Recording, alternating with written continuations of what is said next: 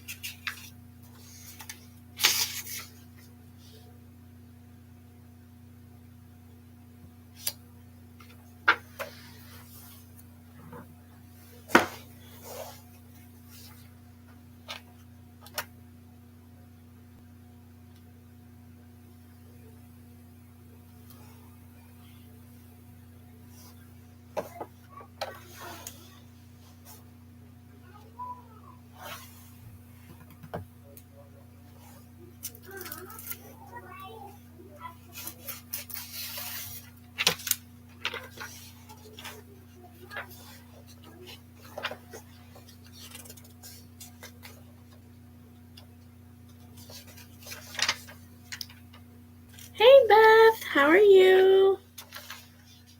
Thanks for stopping by.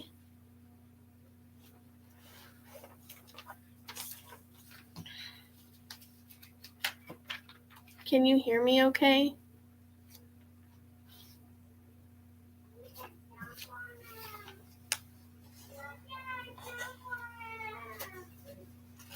Oh, I'm such a mess. Don't fall, don't fall, don't fall. Don't fall. Good. How are you?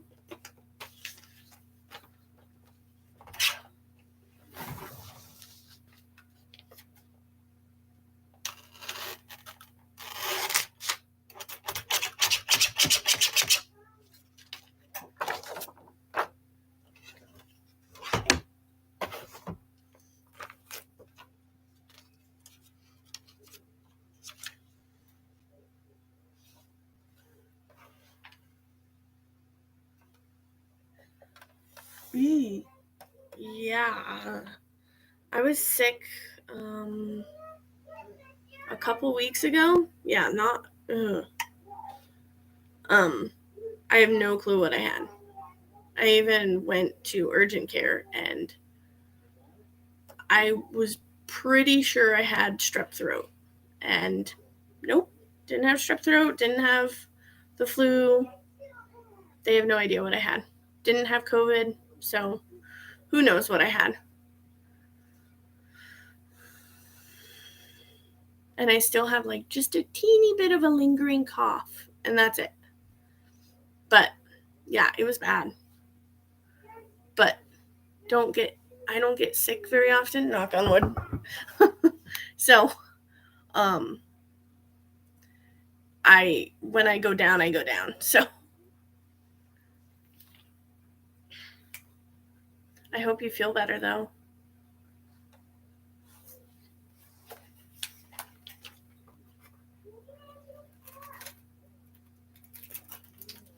Right now, I haven't started my Easter order yet. My daughter has been bugging me to do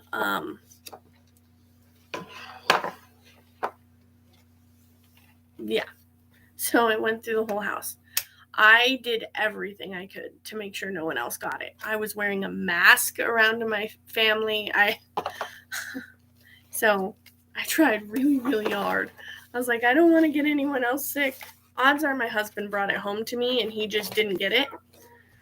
So, but like I was saying, I haven't started my order yet. I'm working on some Easter bingo because my daughter has been wanting to play bingo, and I try and do like a themed bingo every time like certain holidays or seasons come around. So I found an Easter bingo that I purchased, and that's what I'm working on. I like to laminate it so that I will have this for forever, and whenever she wants to play, I can just pull it out and we can play it. Hi, Robin. How are you?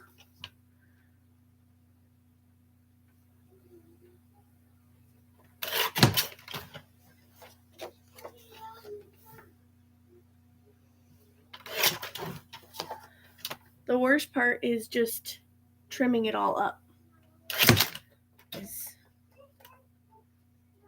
What's it doing? There we go.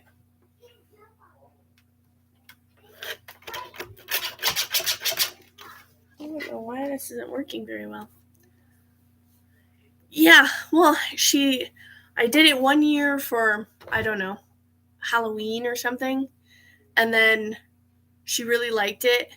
And of course, then I go and get like the colored candies for that holiday, like, the different M&Ms that are like pastel colors or Halloween colors or whatever. And it's just something fun for her to do. And she gets excited about it, so it's just putting it all together that's a pain in the rump.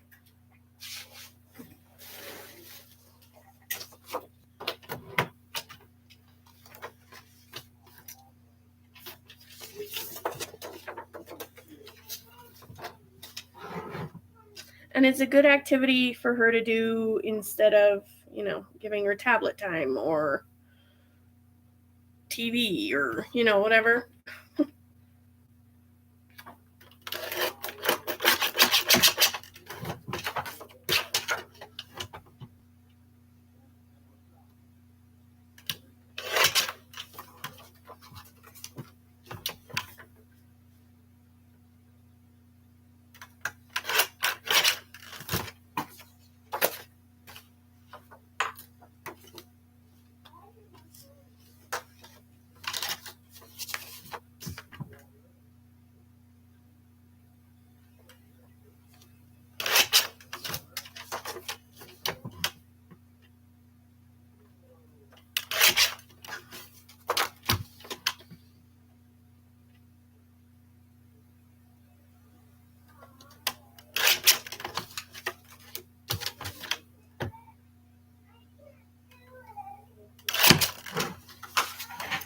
So you guys don't have to like stare at me the whole time. You can see my mess.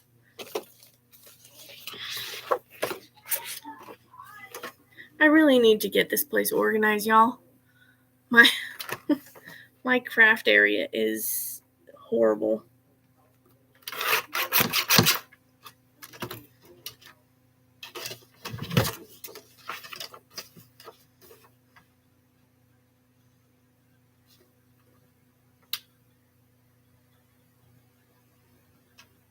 I haven't been live in a while, so I thought, why not?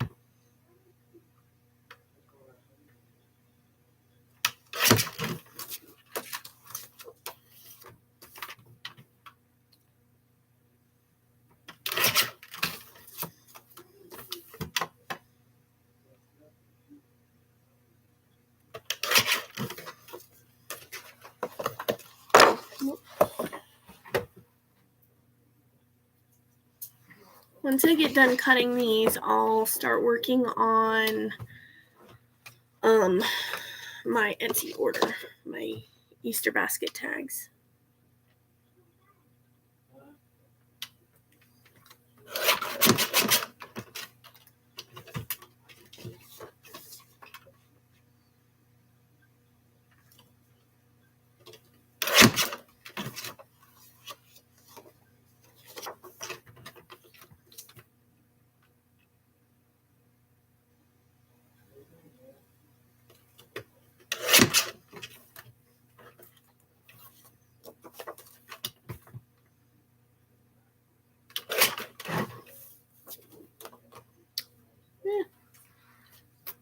They're so staticky.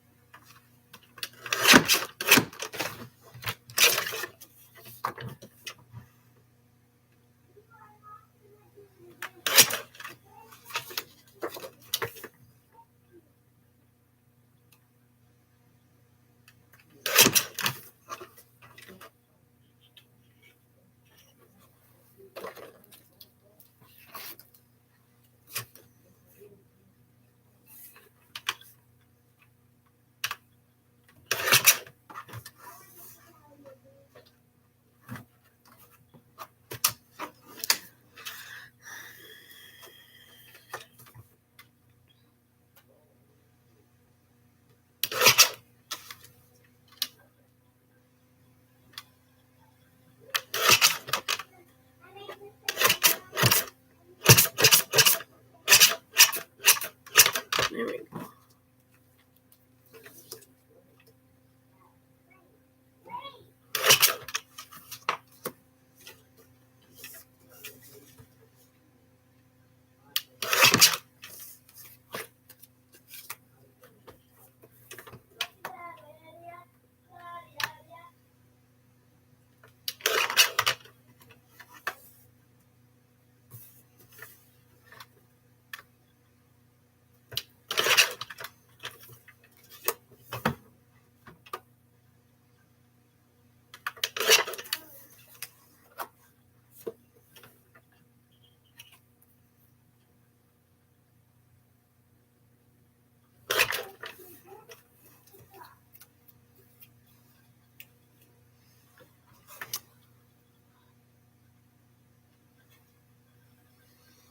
Thanks, Beth. I'm not sure if they will or not, but thank you.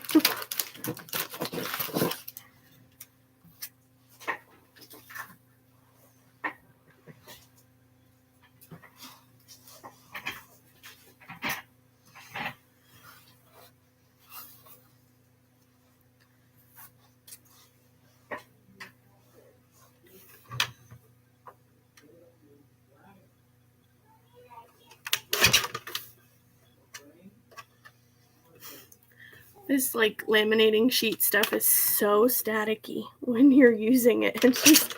It clings to everything.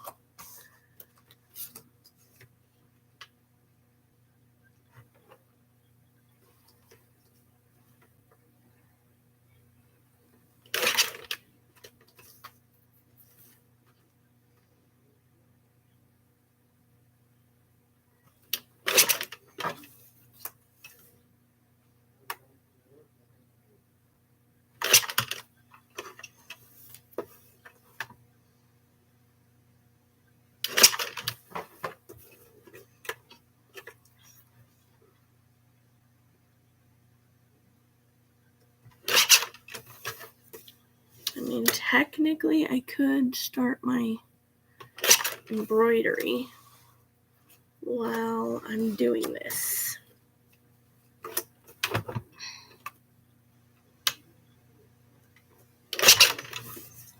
Oops.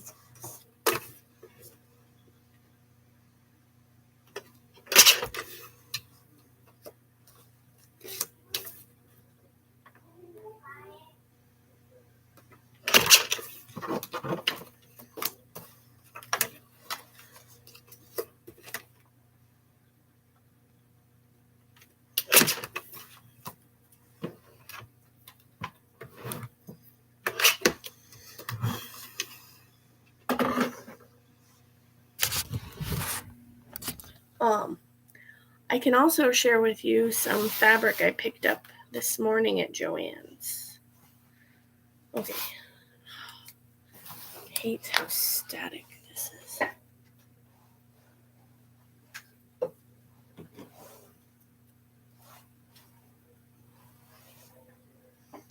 Okay.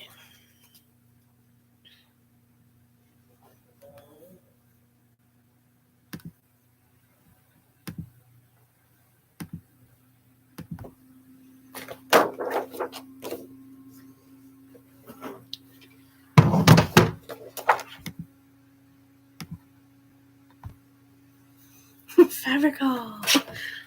It's not a ton of fabric, but I did have I saw that the Easter fabric is 50% off today, so I went and got some Easter fabric. That was my main goal. And I got one skein of yarn. I was gonna get more, but it didn't say that it was on sale, so I decided against it.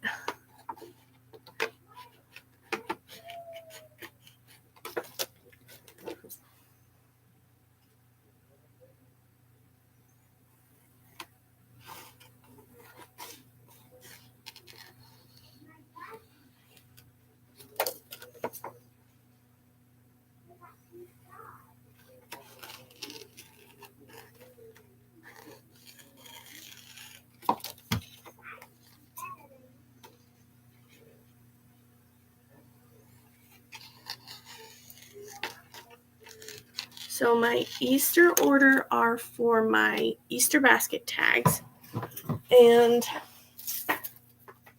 I like to keep my fabrics all set and ready to go. So I like to keep them pre-cut, especially the things that I sell the most of. So I have my Easter basket tag fabric all ready to go for a front and a back, and I have 3 of those tags to do today.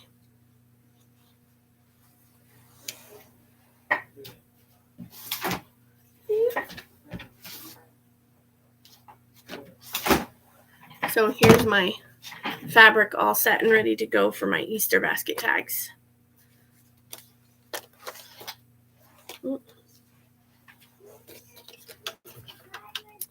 Almost done trimming these.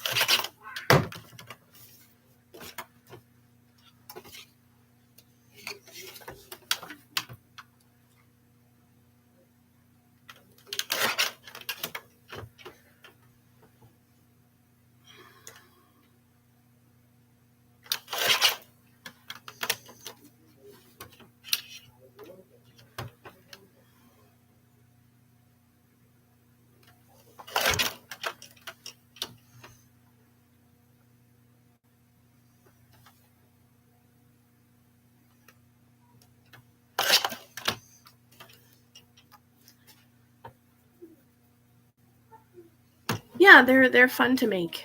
Well, they're a little time consuming. I have to say that. That's because there are quite a few like steps. But they come out really cute.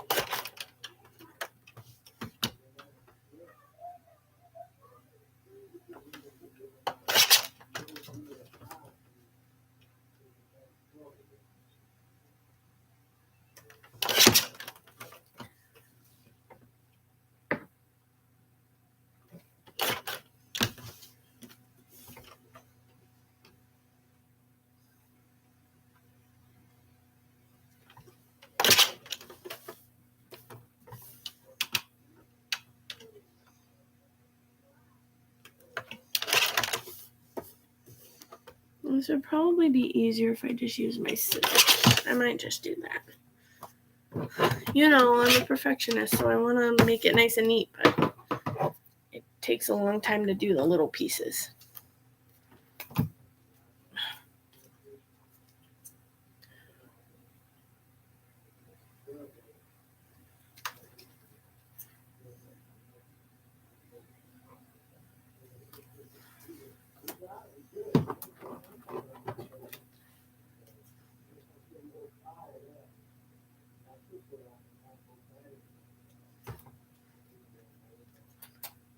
I miss hanging out with everyone on Discord. For sure.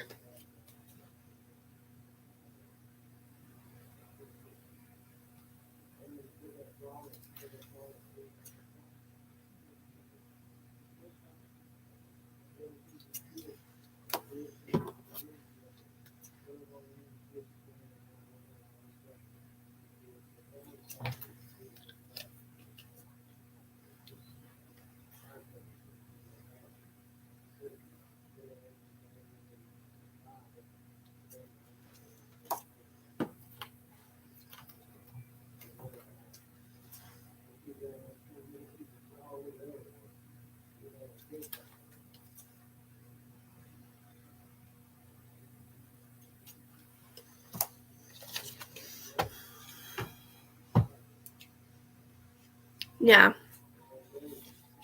I mean, I was the same way. I was always busy. I couldn't really chat very often. But there are times when I miss it, like, you know, sometimes when I have some free time from the kids and everything, I miss being able to just go in and say hi to everyone and see what people were up to and, you know, just having somewhere to go to say hi to people. But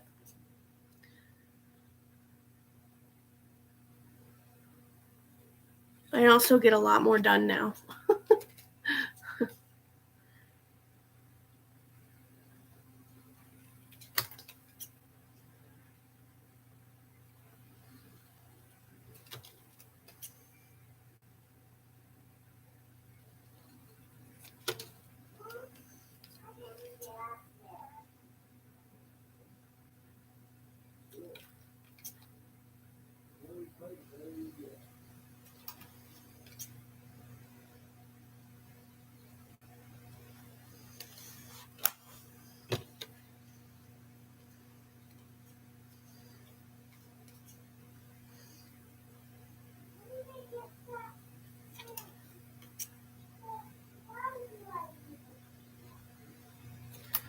Also, lately, I've been playing a lot of like the old school Nintendo with my kids. That's been so much fun because we have one. We have one of the old school ones. And then my husband was able to also get it on his computer, so we play it on TV. Oh my gosh, it's so much fun. But it also brings back, you know, like my competitiveness and like getting angry when I don't get through a land.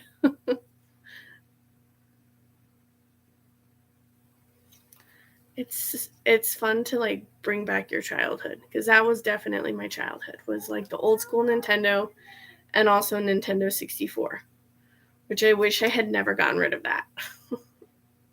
Because I had some really fun games on there that I think my kids would have loved. So shoot.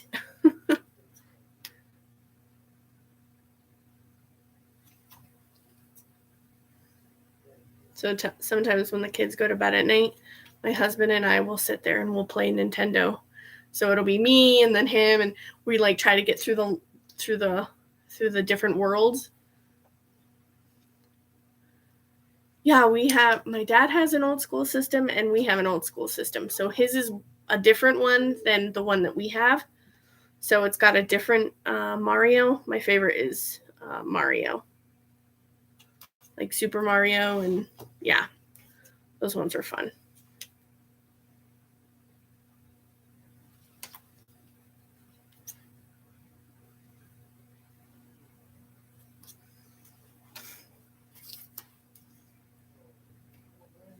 Hi, Sandra. How are you? I'm doing pretty good. I finally kicked yes, we have Duck Hunt too. So yeah, we only have one controller, but yeah, we have Duck Hunt too. I'm good. I'm finally kind of kicked my cold, whatever I had. I didn't know if you were at work or not, but I thought I would write to you and let you know I was going on a live anyway.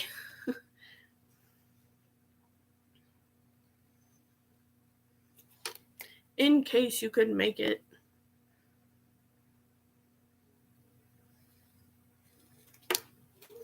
I tried to reach out to some of the people I thought would be interested at all.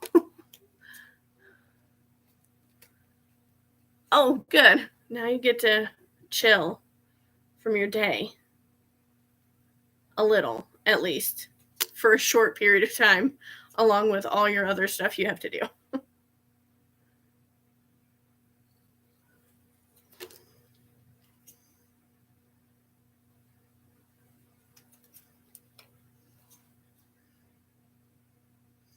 Yeah, there's really no relaxing, is there?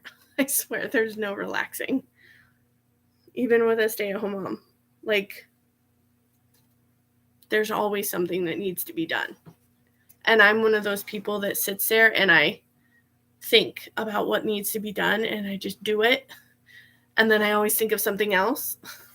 Right now, I haven't started on my Easter tags yet. That's my order that I have to do. But right now I'm working on some Easter bingo for my daughter because she's been asking to play bingo.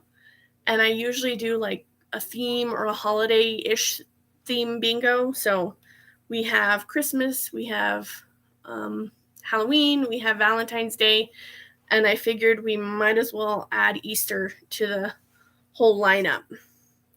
I would prefer to have like pastel colored M&Ms for her little markers. That's the only reason why my son shows up for bingo.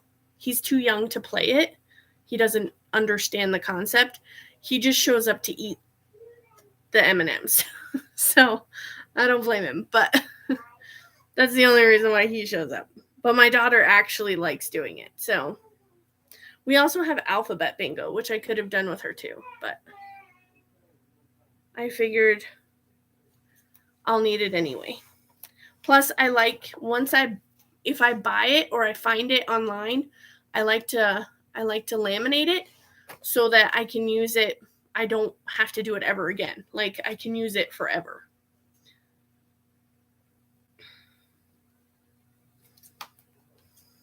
And the other day we made like homemade memory match cards with like what's that called? Construction paper. Oh my gosh. With construction paper, and we cut out hearts and we did like different color hearts on the back. So you had to match the colored hearts. I even laminate right now. I'm cutting out the little calling card pieces. So we put it in like a bag or a bowl and we mix it up and we just pull one out. And that's how we play.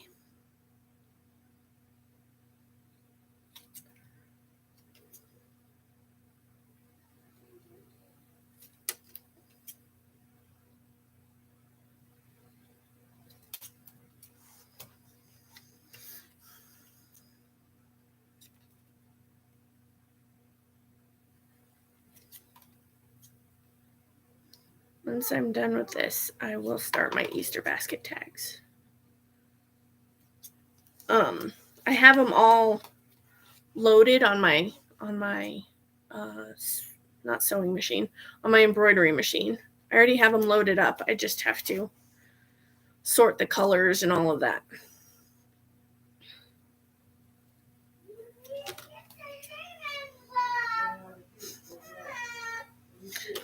My son's mad.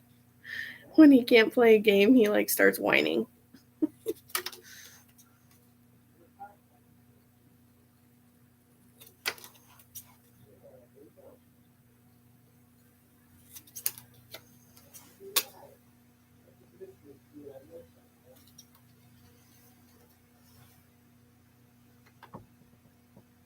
Yeah, I remember always wanting a laminator when I was younger. Is that weird? Like a little kid wanting a laminator, but like eventually I got one a few years ago. I can't remember what I got it for. It was just I had always wanted one, so I got a laminator and I use it quite a bit. And I bought like this huge pack on Amazon, and it was rarely. It was fairly inexpensive. And then here's the one I have. It's just Royal Sovereign. This thing works really good.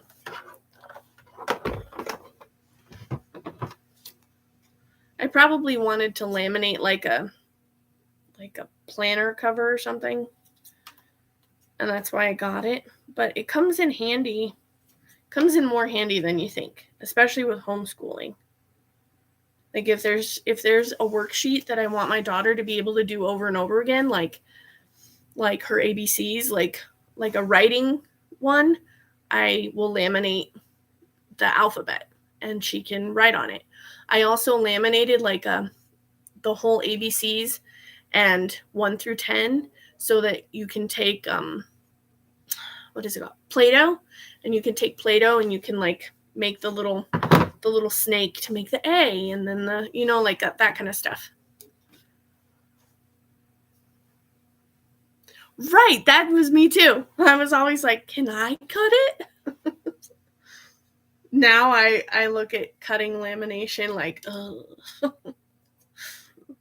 It's so much work.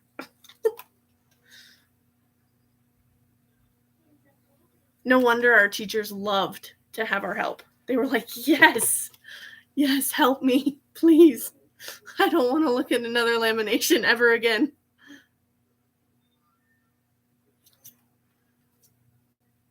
Oh, guys, my daughter got her first pair of glasses. It's kind of bittersweet, but it's like also really cute. She's got the cutest little glasses. You can tell she probably needs it thanks to mommy. Mommy and her genetics. Lovely.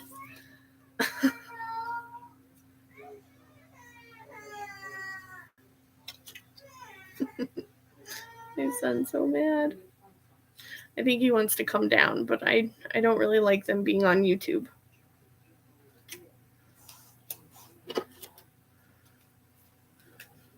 She looks so cute. They're like teal colored glasses. Oh my gosh, she's so cute. And she loves them. She's so good with them too. Other than like getting used to them, they hurt like on her bridge of her nose and behind her ears. They kind of hurt. But I was like, honey, you'll get used to them. It's okay. We'll just have to take breaks off and on. But like, she thinks she's so cool now with glasses. Because she's like mommy and she can be a teacher. Because, all teachers have glasses, right? Yay, the last one.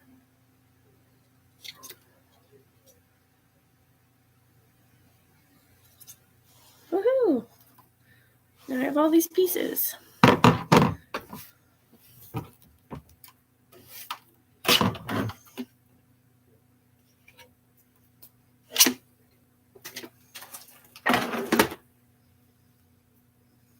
Oh my gosh.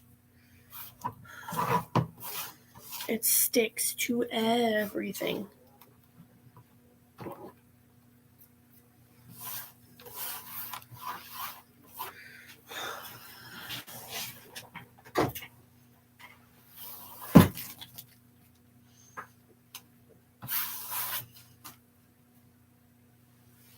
Okay.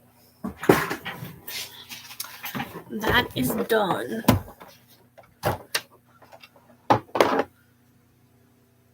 Aw, that's cute.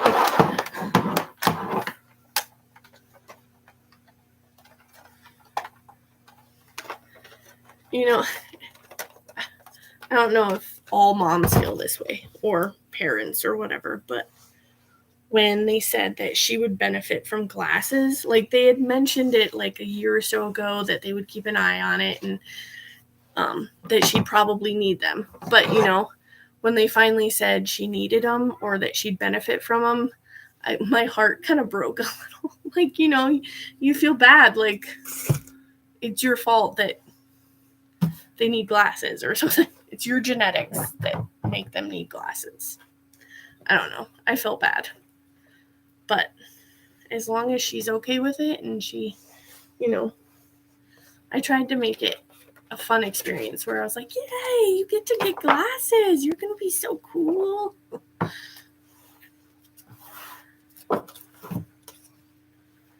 So as long as she's happy about it, I guess that's good.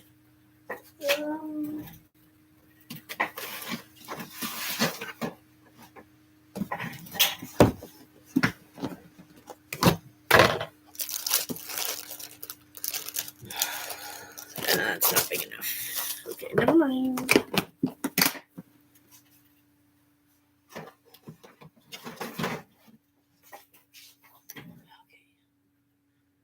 I have a bag. There's my bags.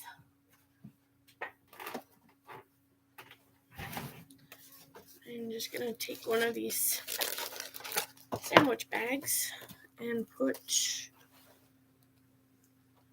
that's fine. And I'll just put these inside. So I've got...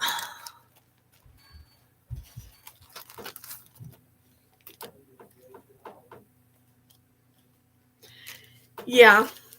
Well, when I took her to her, her yearly appointment, they do that like camera thing, whatever it is, at the doctor's office. And they were like, you might want to get her checked. And we got her checked and they were like, yeah. And she has astigmatism, which apparently I have really bad astigmatism. So I remember one time I tried contacts and they had to specially make them and they were insanely expensive.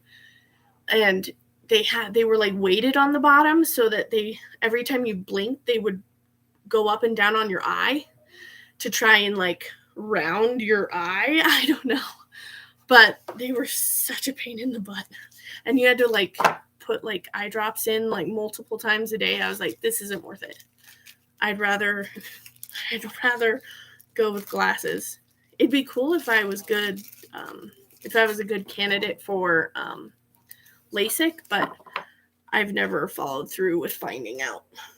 So those are all done. All done. Now I can pick up some Easter M&Ms and we can play Easter bingo. Let me go put this away.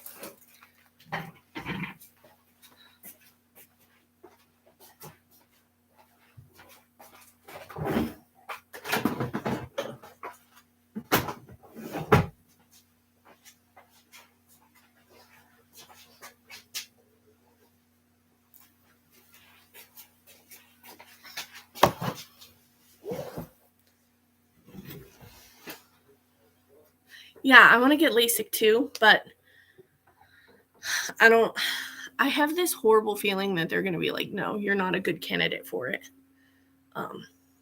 So I keep putting off going to see if I am or not. And both of my parents had cataracts. So they both wore glasses and then they had cataract surgery and they only need glasses for reading. And I was like, maybe I should root for cataracts. So I don't know. But I'll just share real fast what I picked up from Joann's this morning. I got some Bernat blanket yarn. I just got one skein of that. That's upstairs. I'm going to make like little baby hats, or try to. But also for Easter, I got this Easter plaid. It's so dark on my screen. I wonder, is it dark on your guys' screen? Oh, there, I can see a little better. So, I got this Easter plaid, and then also I got this. I got way too much of this fabric, but it was like there was some like tucked into the bolt, and I was like, just give me all of it.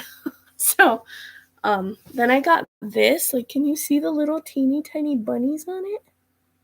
I love this one. This one is so cute. So I think I might make some key fobs out of these, and also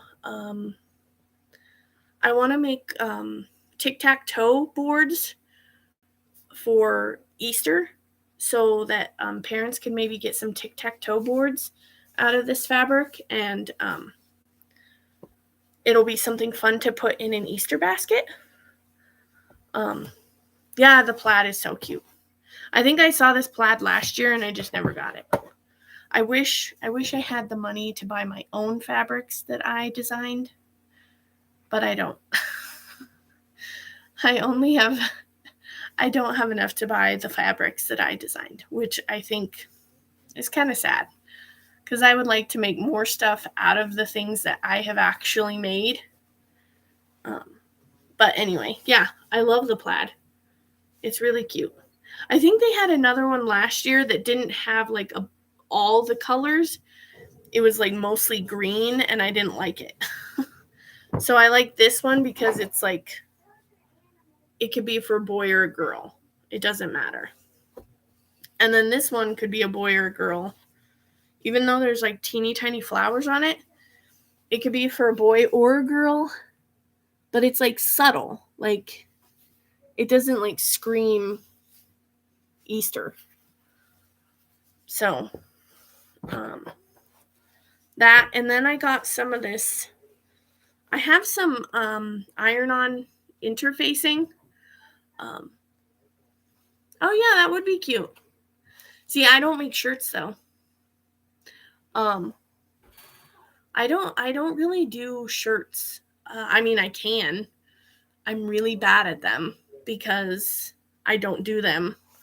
Most of you guys, you can whip out a shirt like no problem, and I'm like, how do I put this on my hoop? I think Amber gets probably a good laugh of watching me try and put fabric on a shirt, or like put shirt on a hoop. So I picked up this interfacing. It's like a thicker interfacing, because I've made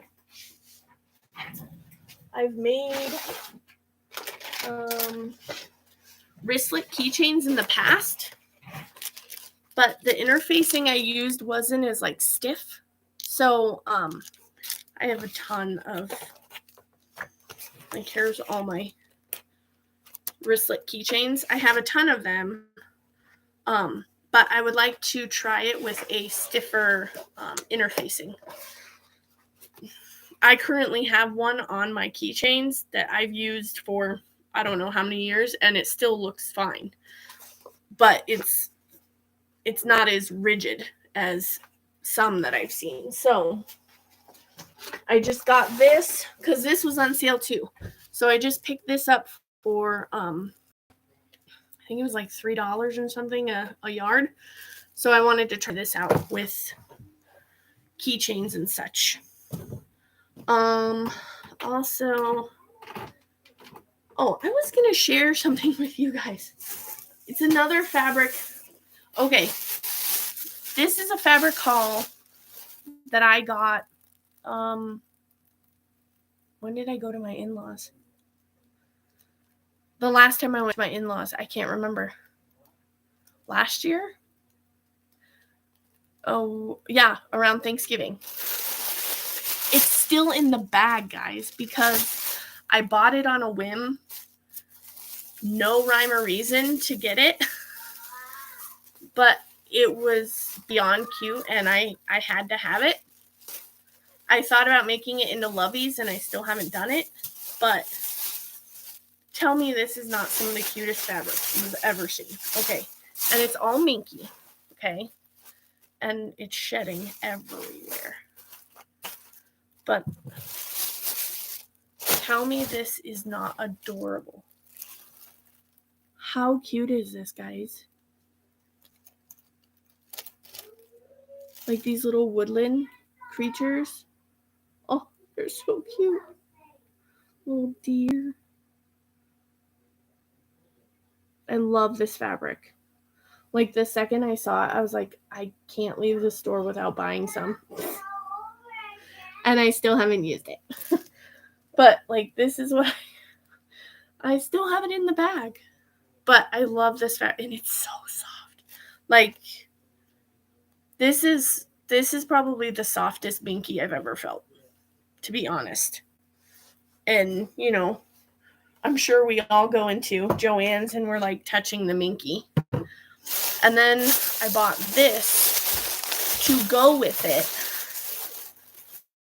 And I still haven't put it together. But like this looks really, really, it's like a rusty brown color. And I thought it went really well with this pattern. Like how pretty would that be? I just haven't done anything with it yet. In a way, I don't want to waste it or use it.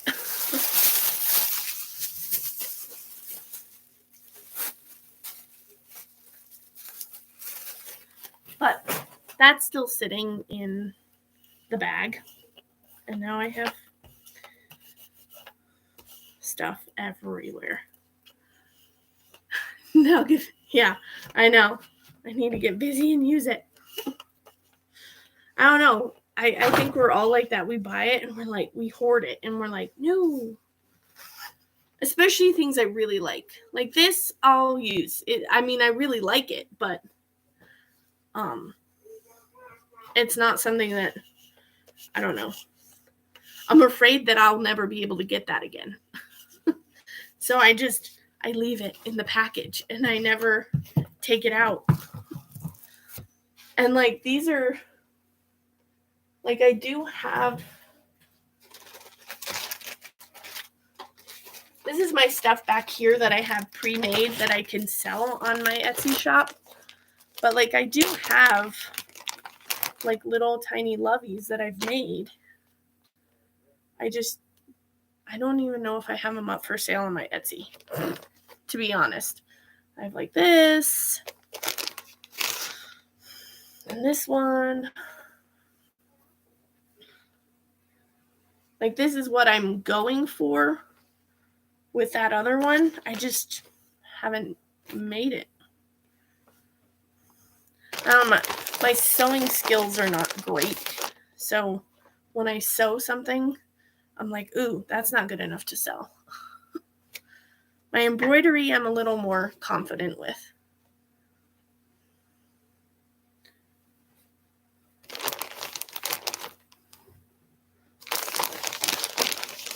Okay, now I can start my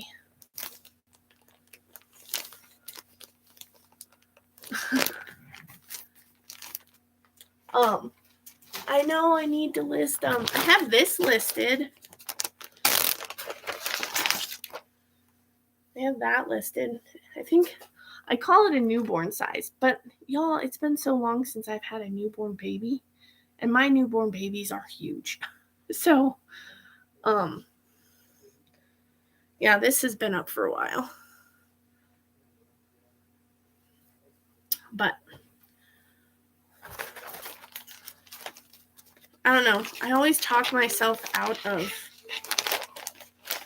putting things up because I'm like, oh, no one's going to buy that.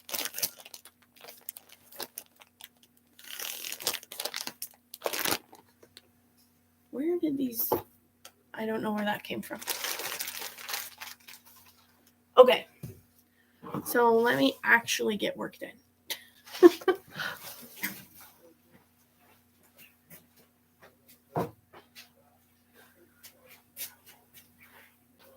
So here I'm going to hoop. I'm going to hoop my tearaway stabilizer. I'll be right back.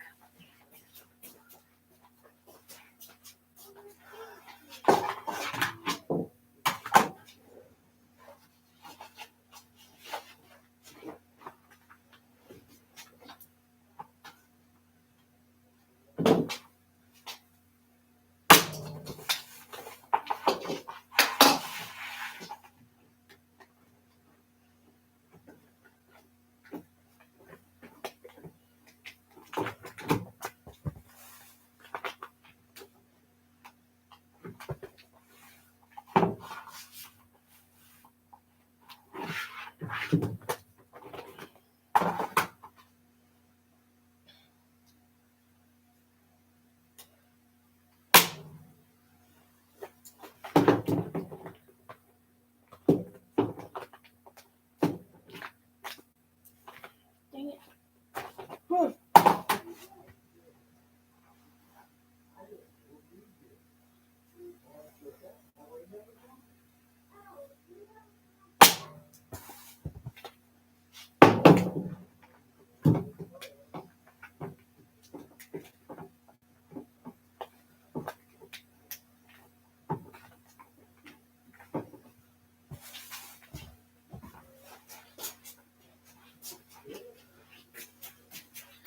I think that's as tight as I'm going to get it.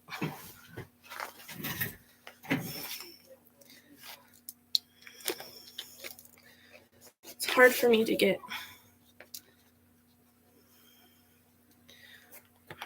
get this stabilizer tight.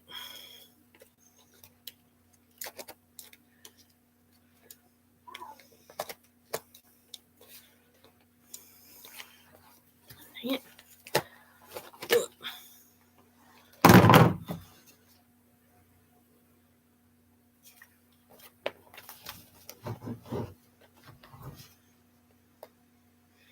And I don't have the fancy holder thing that some people have.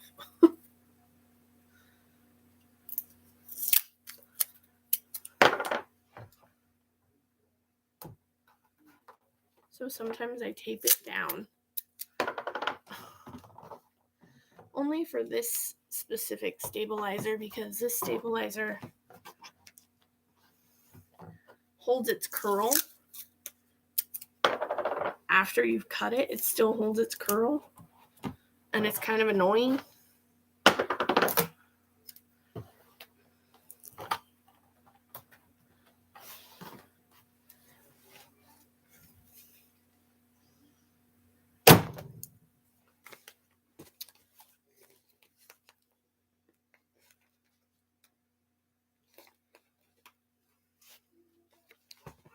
There we go. That's tight enough. As good as it's going to get.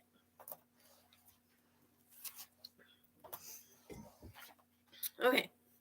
Now I will put this on my machine.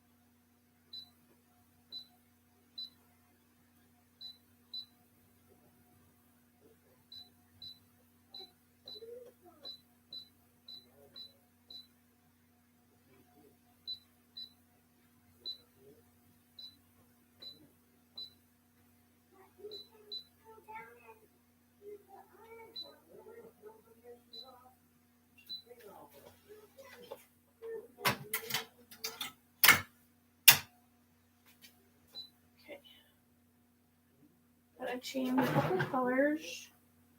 Sorry guys, I wish I had more views. I guess you could turn ya. Okay. Let's see. I'm gonna do pink. And my green is on there.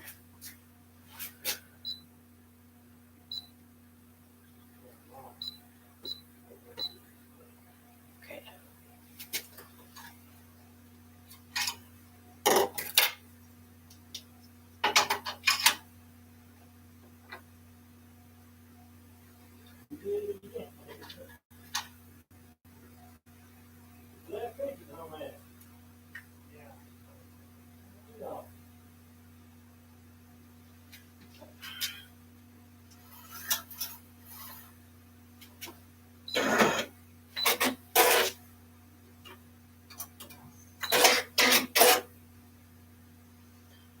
Okay. Look.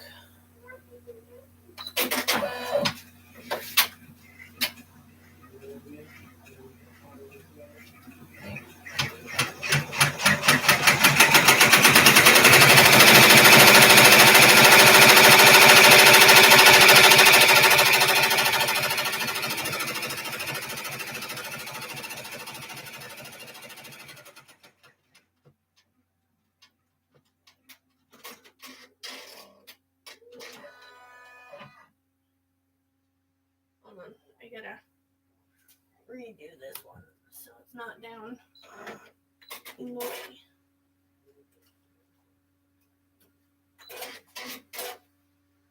Okay.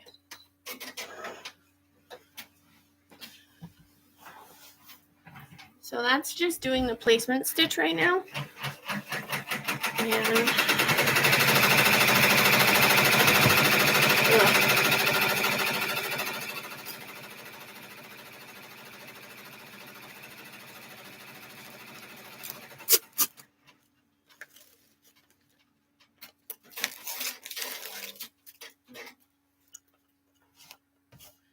so when you're doing any type of tag, I'll just show you in front of, so I don't have to move my camera.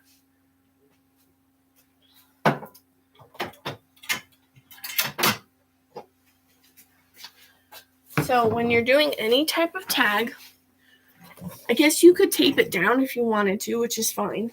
I think that would work fine too. But what I tend to do is I will take my fabric, my front fabric, and I just have this box here that I use for my spraying box. So I just lay this down, face down, and I take my basting spray, 505, whatever you have. This is all I have, and this is all I've ever tried. So, and I just spray the back of it.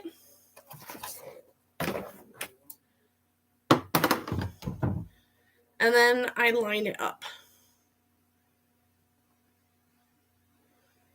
And since this has a pattern on it, I try to make sure it's straight up and down so that it's not tilted or curved or anything. And obviously there's a little bit of a hangover on it, if you can see. So it's going to hang over. I try to put as many on one as I can. I do have a bigger size hoop, but I like to use this one just because it's quicker because it's magnetic. So I'm just going to pick up this corner and I'm just going to trim this off because I want to be able to put the other fabric down.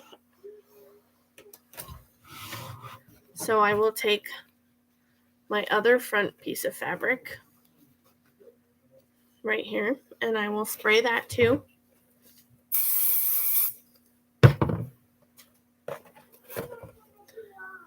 And I will put that down as well. And see how it's not like completely lined up? Like I will have to tilt it like that way in order to make it not look lopsided.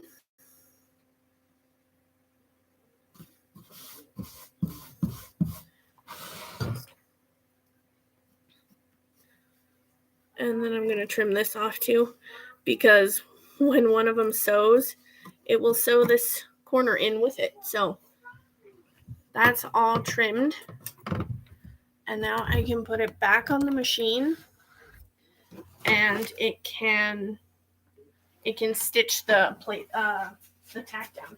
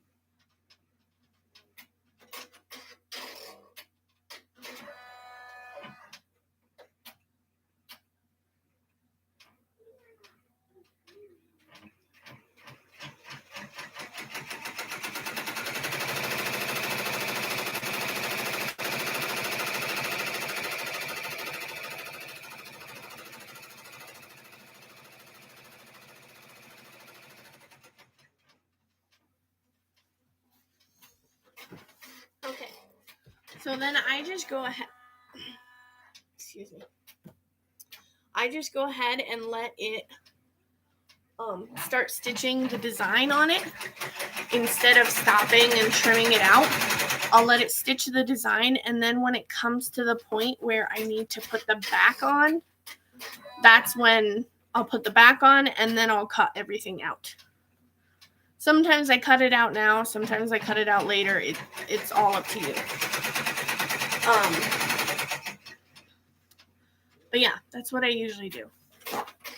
Do you guys want to watch it stitch? I don't know. I mean, I'm sure you're going to be bored just sitting here staring at me.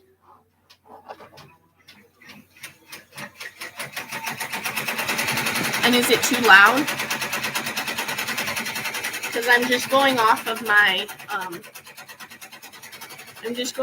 laptop camera and microphone.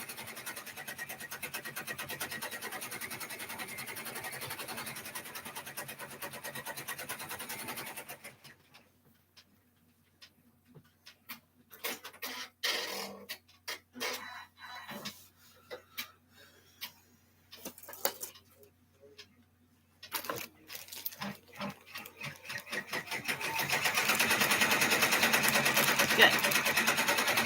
So I also made this. Someone ordered a little bunny from me. So I had to find a tutorial online and make a little bunny. I forgot. It was a free tutorial online. I forgot the name of it. Of course. Lily and something? I can't remember. But I made this little bunny. So I have to ship that out. And I just purchased some shipping boxes. And they don't feel that sturdy, but I think they'll do. They'll do for what they are. Let's see if it fits. Oh, it'll fit. It's just got a lot of air in it. There we go. Oh, good. It fits. So I'll make sure I do that.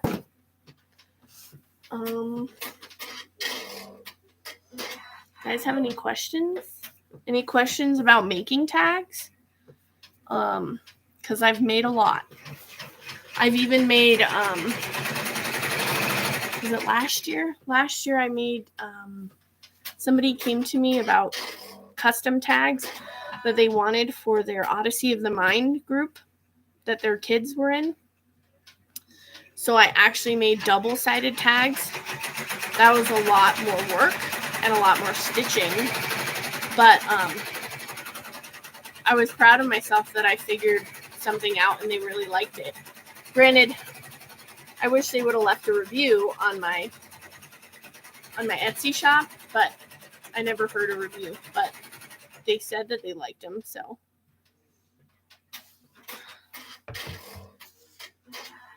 Any questions about anything?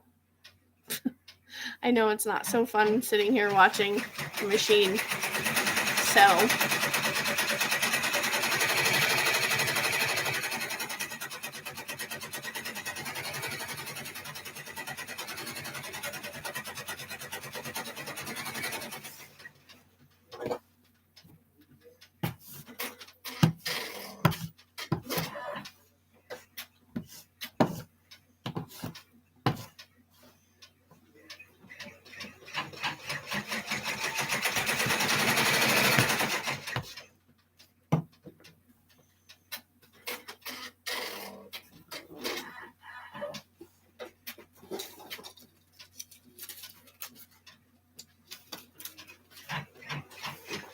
I guess while I'm waiting for it to stitch, I can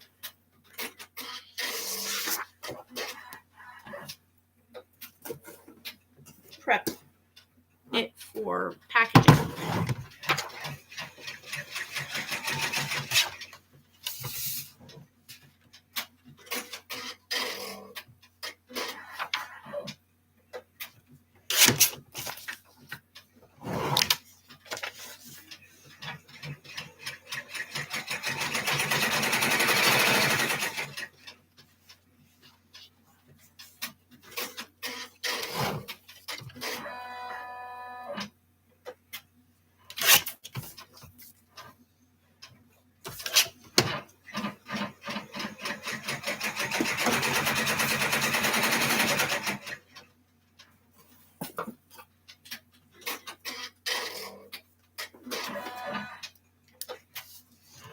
And I just go through and make sure that I'm going to do everything that it says, like the correct names and everything.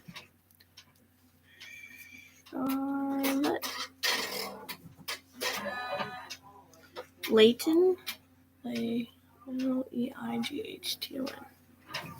Then Avery.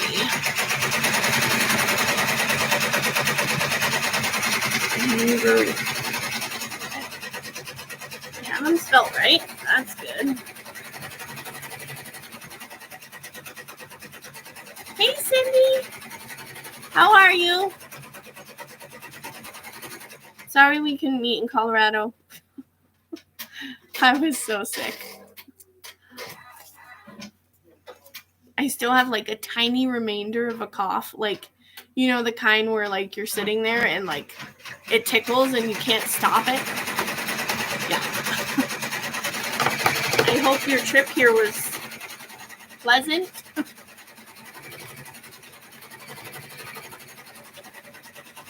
I know you weren't happy about the snow, but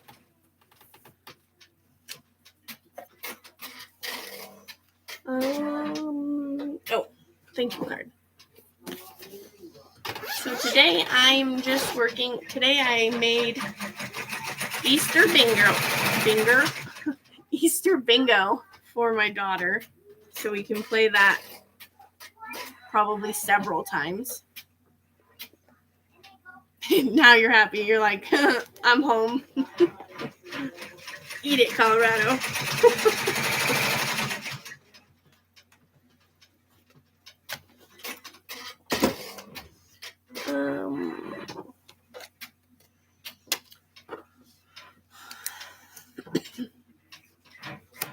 Who bought it? Meredith.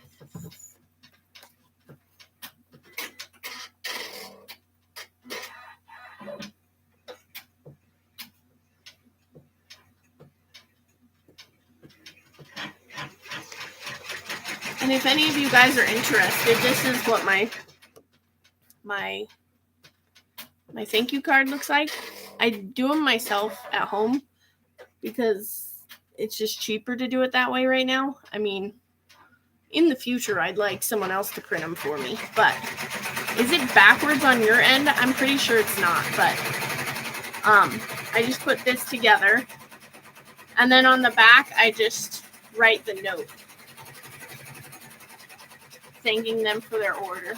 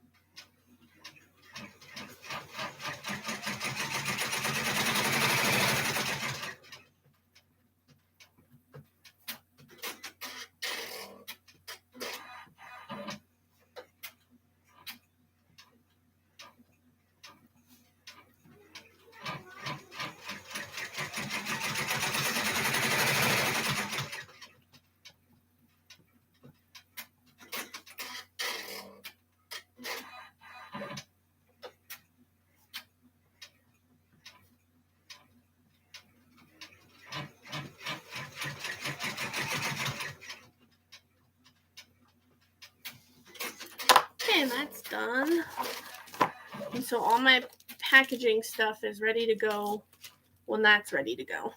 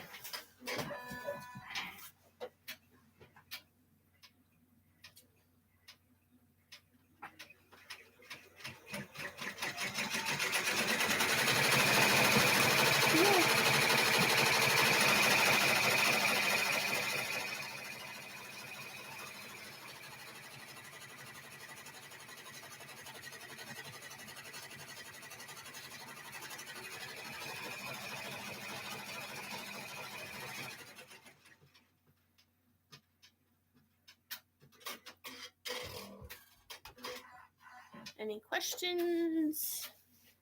Anything exciting happening?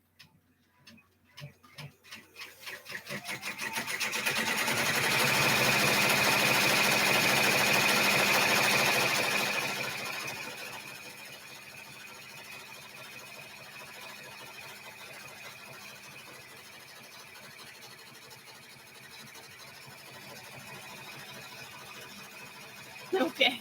Bye, Cindy.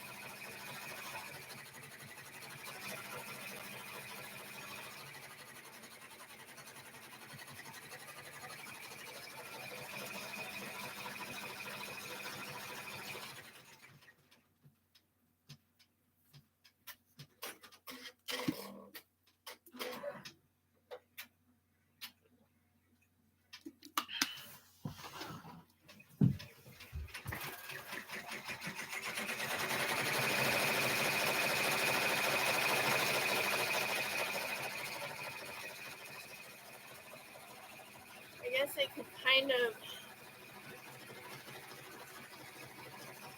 look at my fabrics and see what thread would go good with them.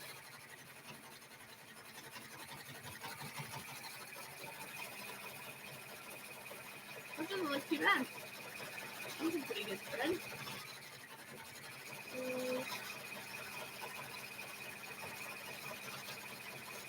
Not quite.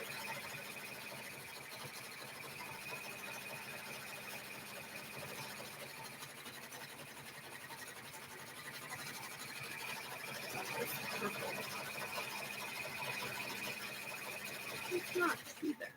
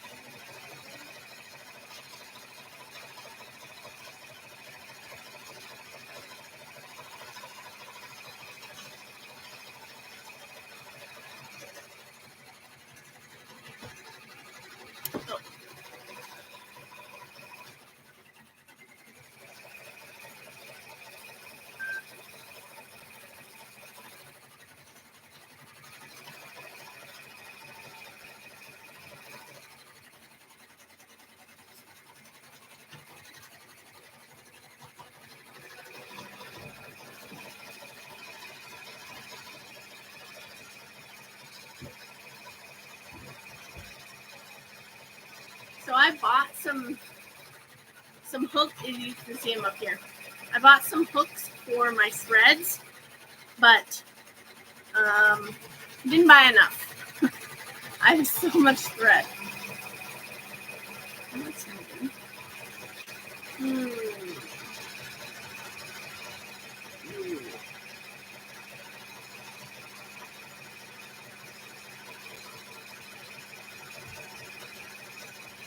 Too dark.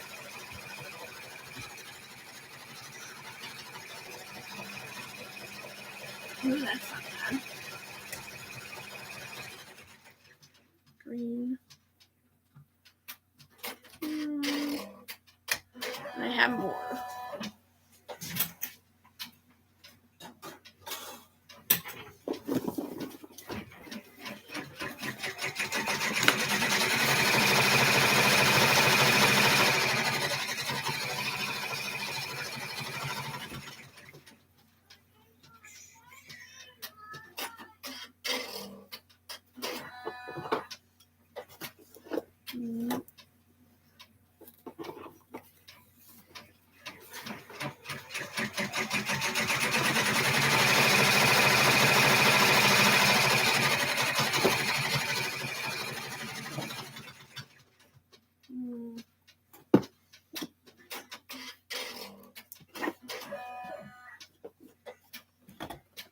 Nope.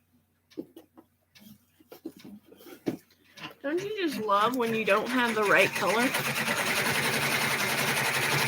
And you have a bunch of colors, but you don't have the right color.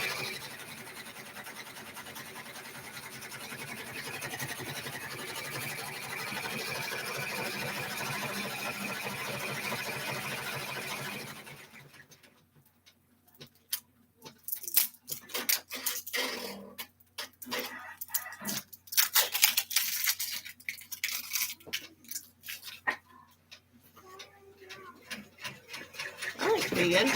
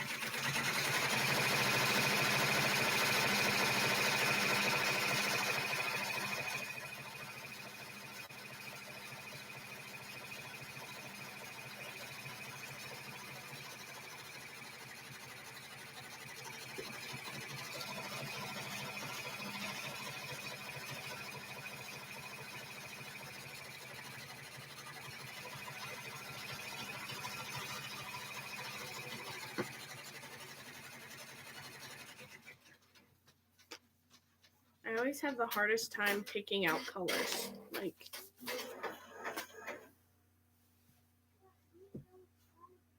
I think I like that. I think.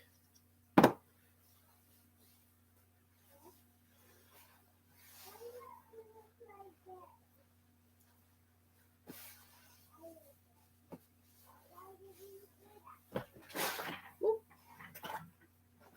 And now time to check.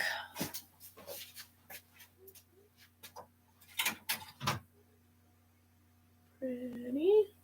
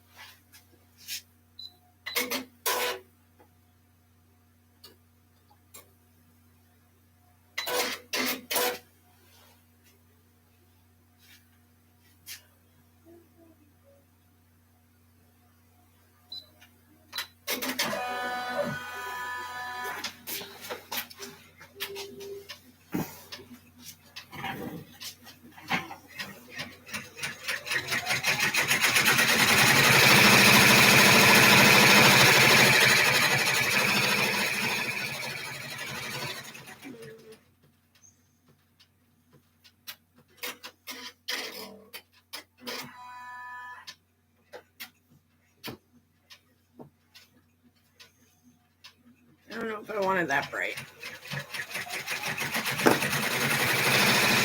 So what I'm trying to do is look at the fabric, and I was trying to go off of these brighter ones. So like this bright green, brighter purple, bright pink, brighter blue, because the rest of the time it's muted, but those are really bright colors. Like, the closest thing I have to that green is like this, and I'm not a fan.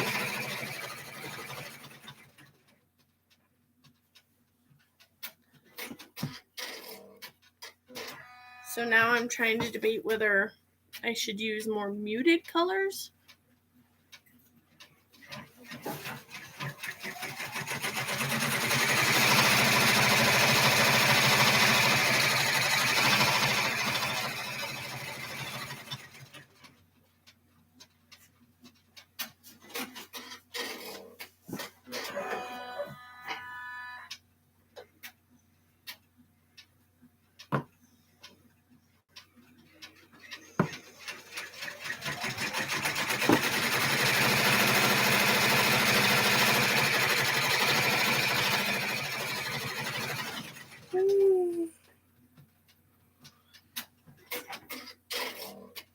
That's not even close.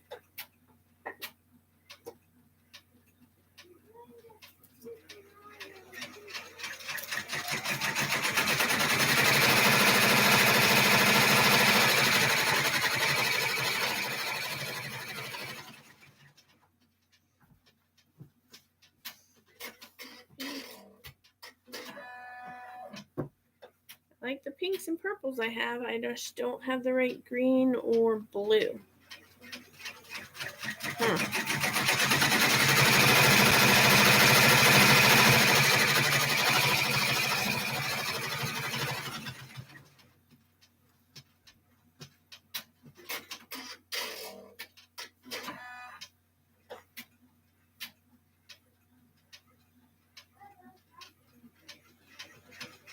This one isn't too bad.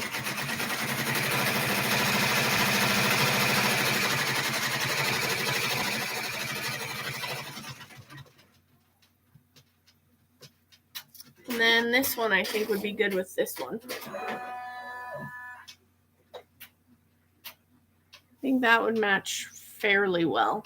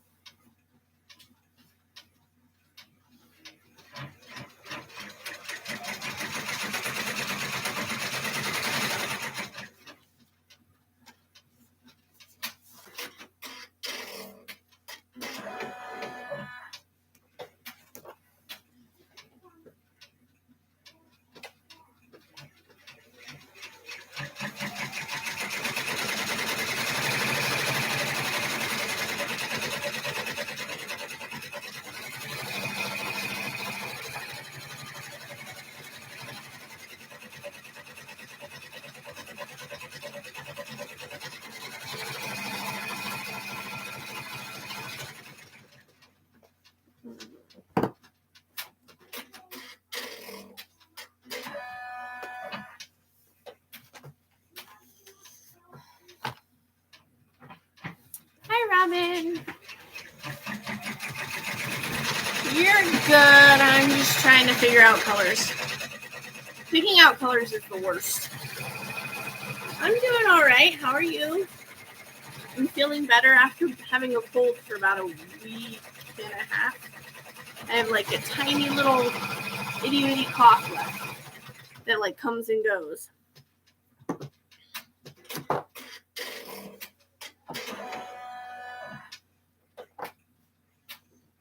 Okay, colors. If you can see my mess. Okay, so this is what I'm trying to. I don't have this blue. I need to get some kind of a blue like that, but I'm thinking this purple would go. This pink would go. Maybe, if you can see it. And this green, I'm thinking that'll be good enough. I'll have to find a blue.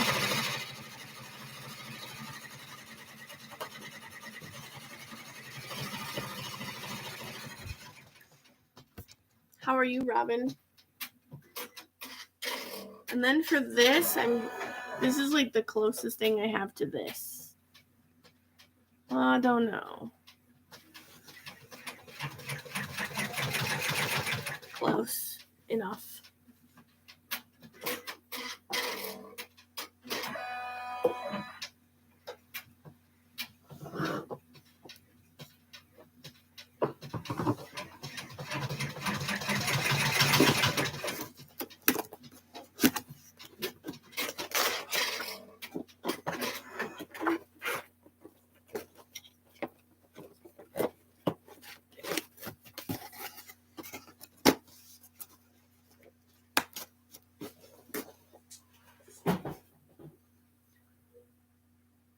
Oh, you're doing another craft show?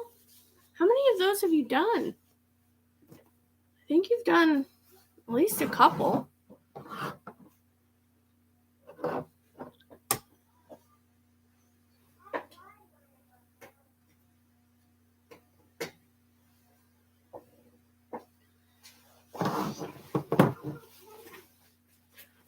Okay.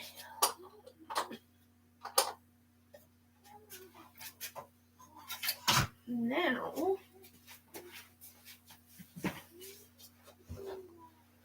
I just bring it down to inspect to make sure everything stitched the way it should have.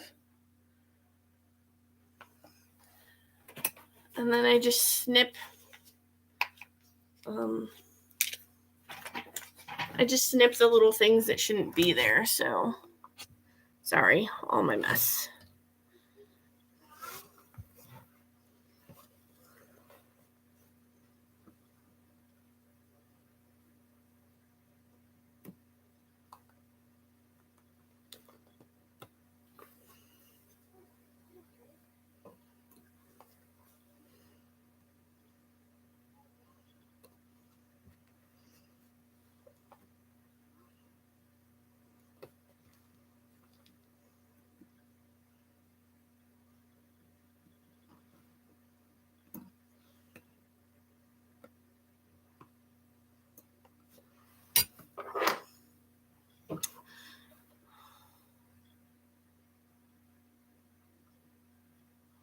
I want to do a craft show again.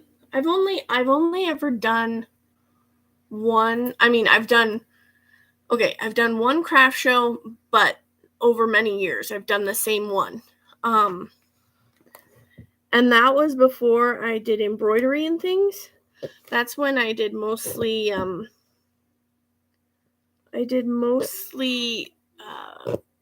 paper items like cards and tea bag holders and gift tags and that kind of stuff. I would love to do one where I do more embroidery, but then I'm also like, how would I sell any of the stuff that I make, seeing as though most of my stuff is personalized items? Right now I'm making Easter basket tags. So this is like my girly version of this Easter basket. Man, I cannot talk. Of this Easter basket tag.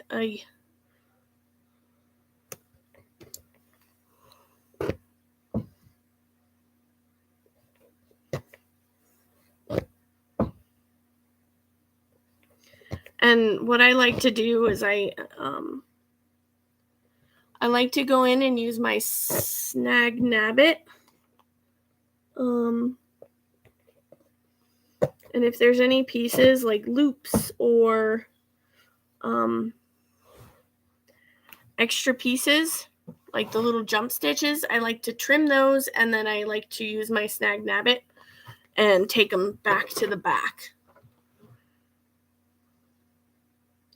So that hopefully no one will even know. You should have seen before I had one of these. Yes, it is in order. I got an order for 3 of them.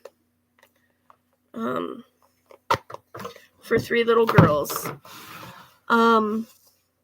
Before I had this little contraption, if I had a loop on the front or something, I would remake it. And, obviously that takes away from your profits, and it also takes a lot of time to do. So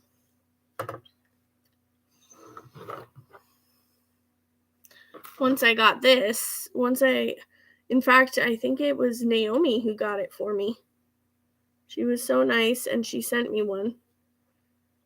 And I try really hard not to lose it, because if I lost it, then I have to make a run to the store to find another one.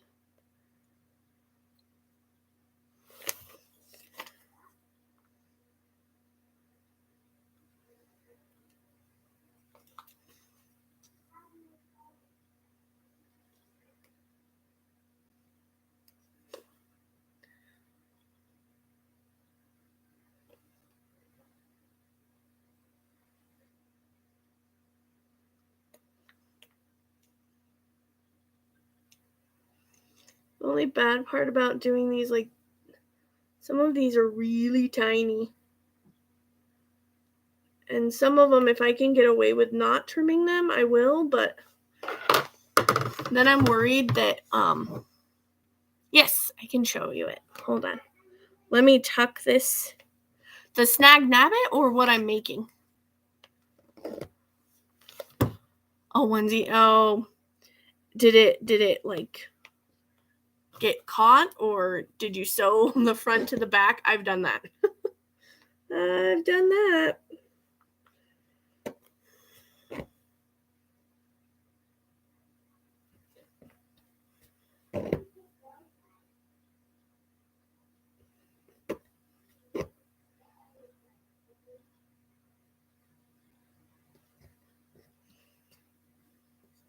Well, I've never done a onesie. I've done like toddler shirts, but I'm not really a clothes. I don't really do clothes. Oh, the Snag Nabbit. Yeah. Oh, it had loop. Yeah, it's this. See, it's like a needle on the bottom, and then at the top, it's got like a bunch of ridges. See those like shiny ridges?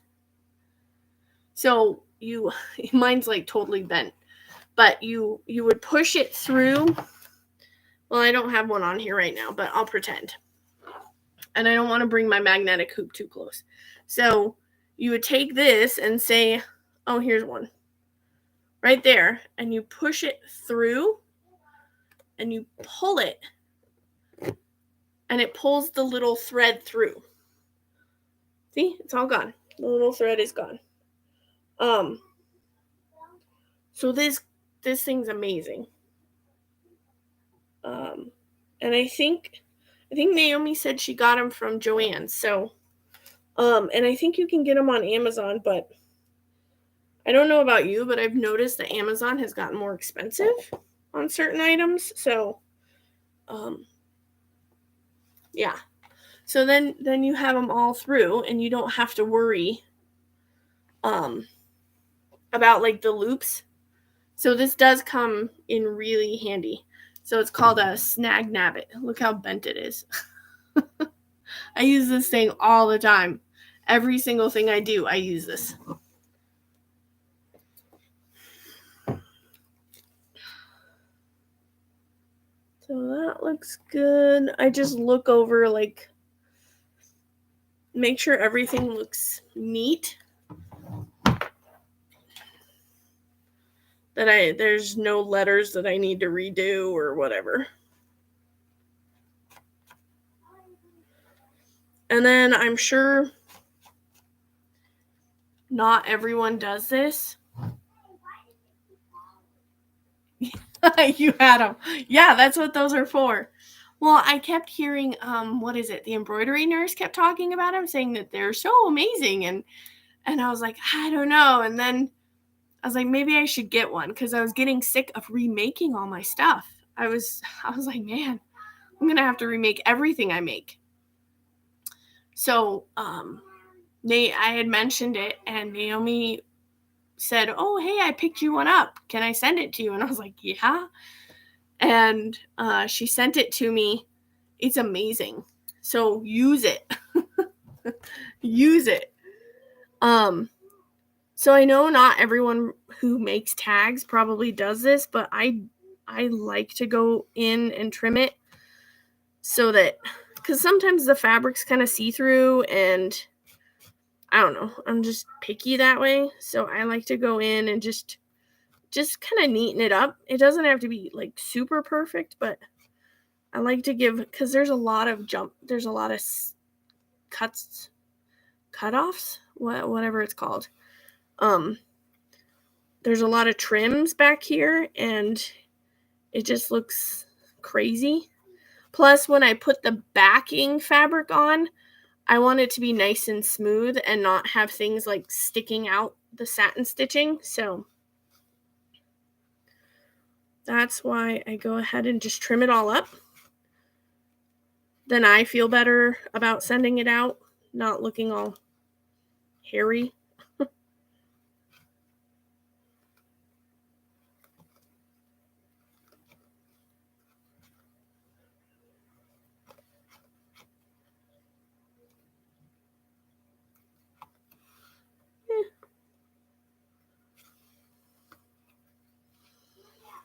And then when I'm just sitting here and I've trimmed up all my stuff, I take my lint roller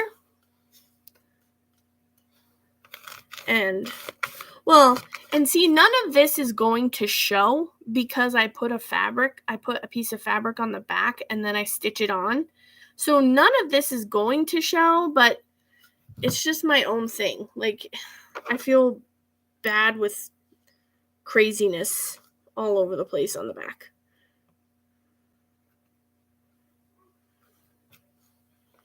You know how, like, when you buy things from the store now that you do embroidery and things, you look at the embroidery and you inspect it like, ooh, I could have done a better job doing that. Or I wouldn't have left it looking that sloppy. That's why people need to buy handmade.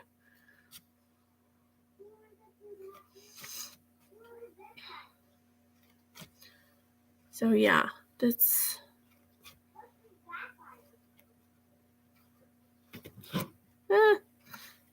get myself on my sticky thing.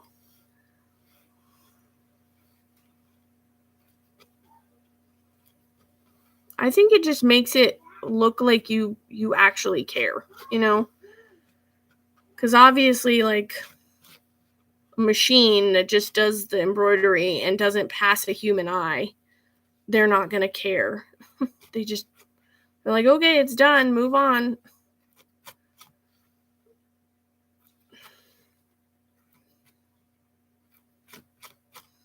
It actually makes it look like we care about what we're making. That's why when I do my tags, or pretty much anything I do, if the back is going to be seen, I like to try and match the color. So that's why I wind my own bobbins for that purpose. Like, the bobbin that I use on the inside of something is going to be white because it's not going to be seen by another eye, you know? It's not going to be seen by the customer. It's going to be hidden. However, when I go to do the satin stitching around my tags, it's going to be seen. Like, the stitching that's going to be on the back is going to be seen. And I like to personally wind that bobbin to match the front thread. So if you see here, the front thread here is pink. I'm going to put in a pink bobbin to match the back so that the front and the back are the same exact color, if that makes sense. So like I said before, let me move this out of the way. I need to organize all my stuff. Okay, so when I put on the back fabric, so here's my back fabric, here and here. I have this box. Can you see this box? I have my box. This is my spray adhesive box. So I take my fabric piece and I lay it face down. I take my basting spray and I spray it. This is so I don't have to use tape. Could you use tape? Yeah, you could, but I don't use. I have Minky on the back of this. Okay. So then I take this and I line it up like that.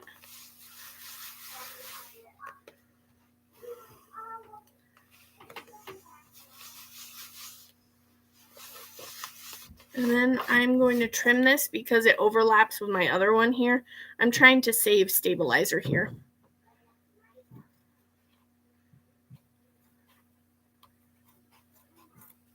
I don't think I put enough sticky on it.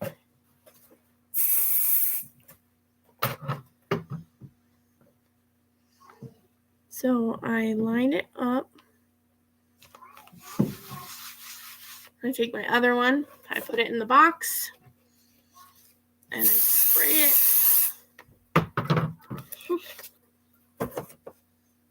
This is how I do it so that I don't get spray adhesive all over everything. I think Ashley from Country View Monograms, she sprays into a trash can, which is a good idea too, but I only have like one trash can down here. So then I'm going to trim this one off too so that they don't connect each other.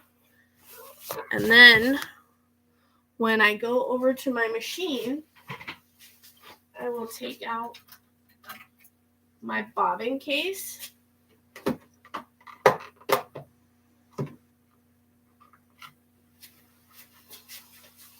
So I'll take out my bobbin case that has my pre-wound bobbin in it. Take that out. And then there's my pink one that I've wound.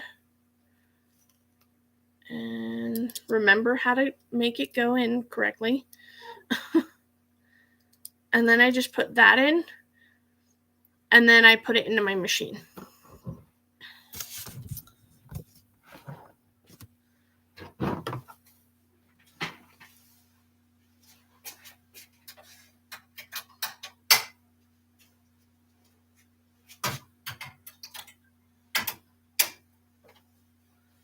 So now it's just going to tack down the backs.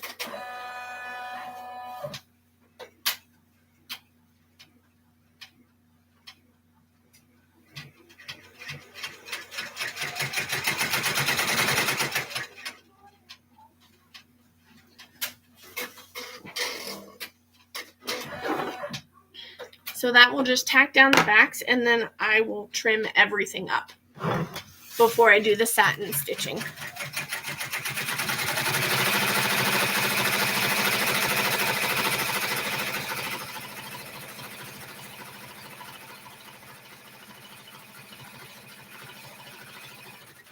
Any questions?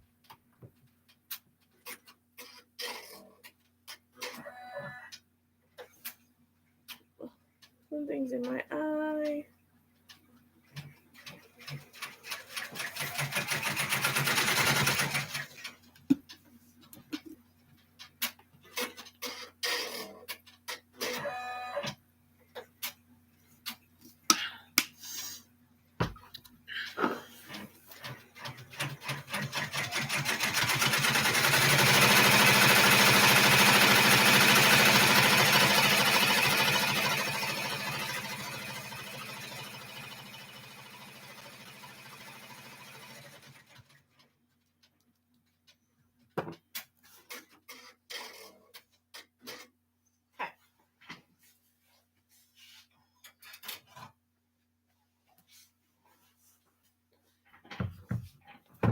So then I take my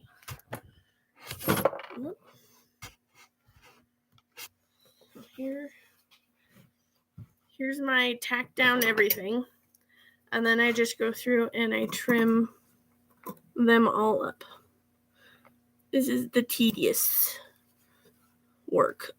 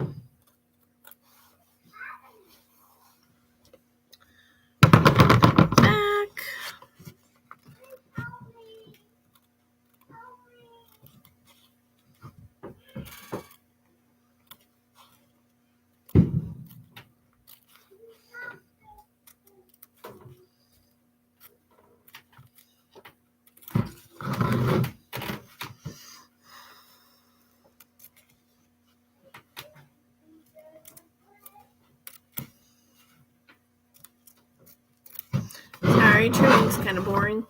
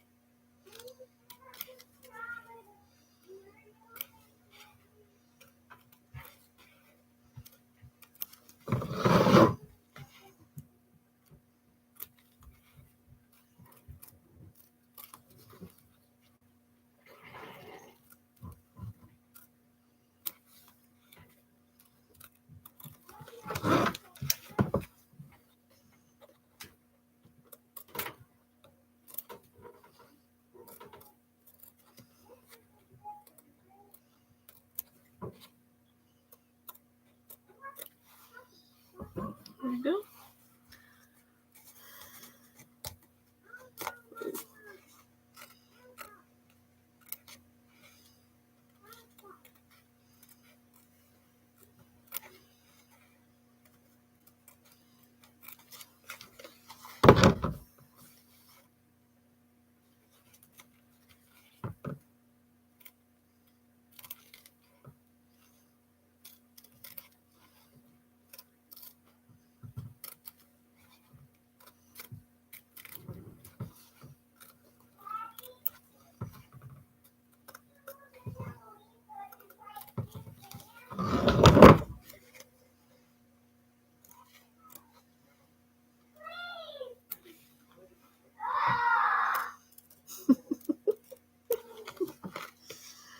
Oh, my daughter's gonna get in trouble.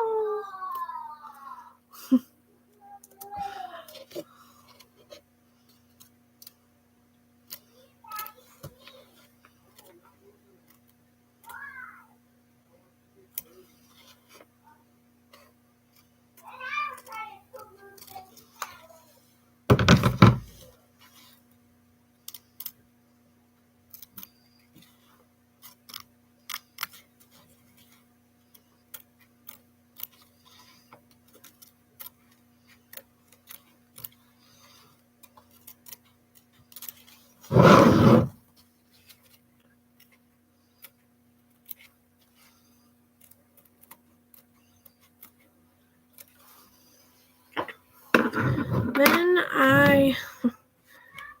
people might think it's above and beyond, but I also go in and I trim the hole.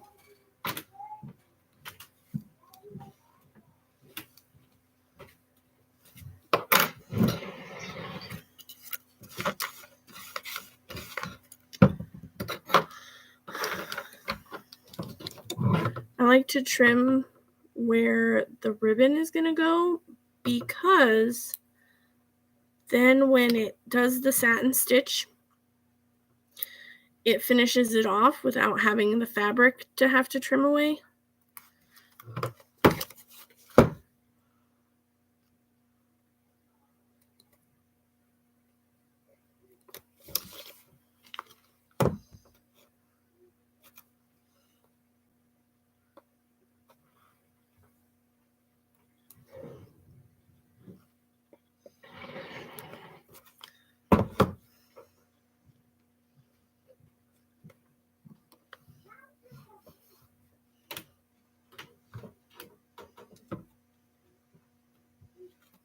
There we go.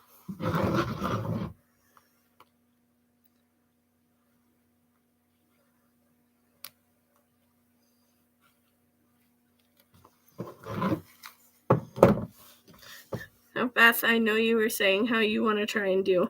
You don't have to do all the stuff I do. This is just what I started doing, and I kind of haven't stopped doing it this way.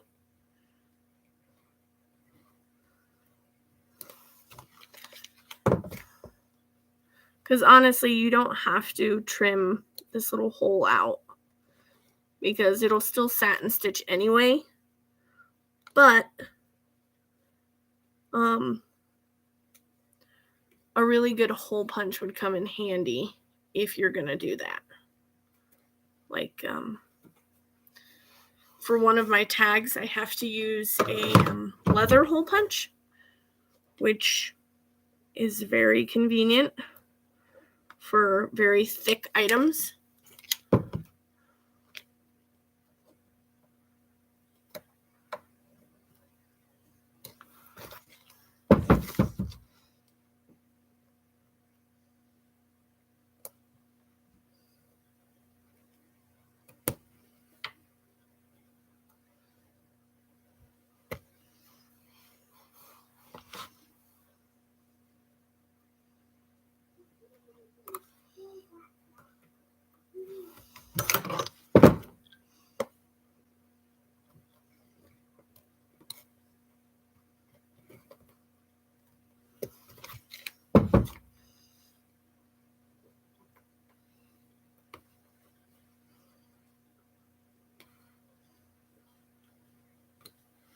Okay. Now here's what they look like before I go and do the satin stitch on them. So that's what they'll look like. And now the satin stitch. And I'll just make sure that my pink is in the machine, which it is.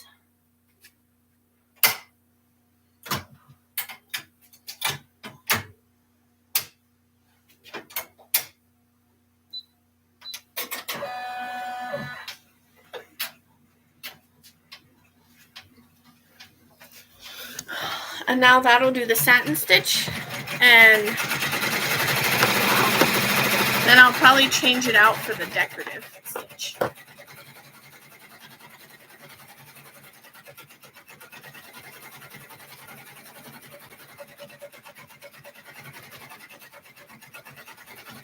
And while I'm waiting for it to do that, I will cut my ribbon.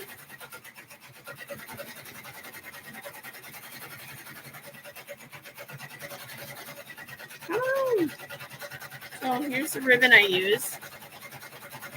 It's 5/8 of an inch. I think it's 5/8.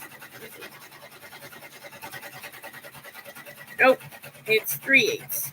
3/8 inch. Oh, I made that.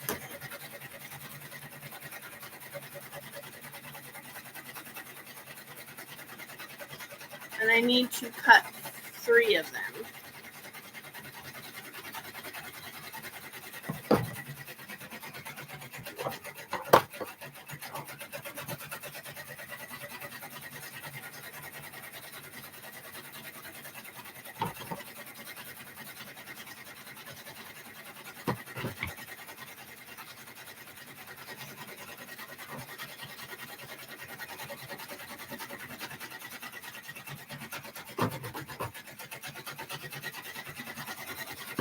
And because they're a tiny bit wrinkled, I like to just run them really fast under my iron so that they're nice and smooth and wrinkle free. So I'll go and do that.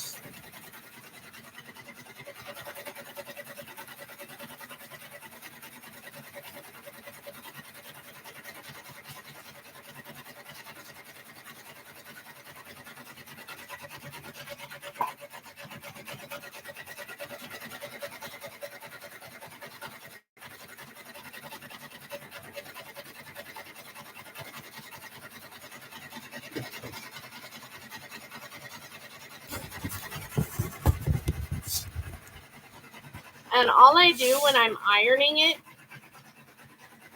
you can see, is I lay it under this parchment paper just because there might be gunk on my iron. And I leave it out a little and I hold on to it and I lay my iron down and just press. And then I pull the ribbon with. And then it's nice and smooth.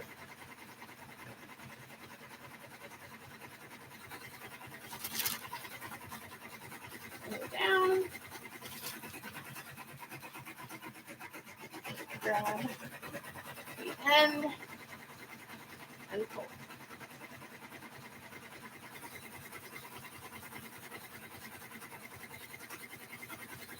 And then it's smooth. That's how I iron the ribbon.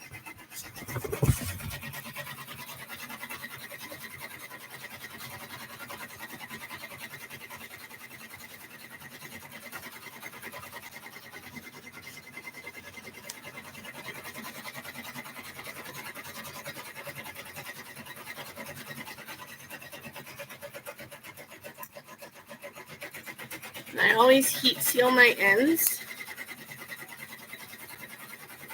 so that they don't ravel. And I put it back. Oop.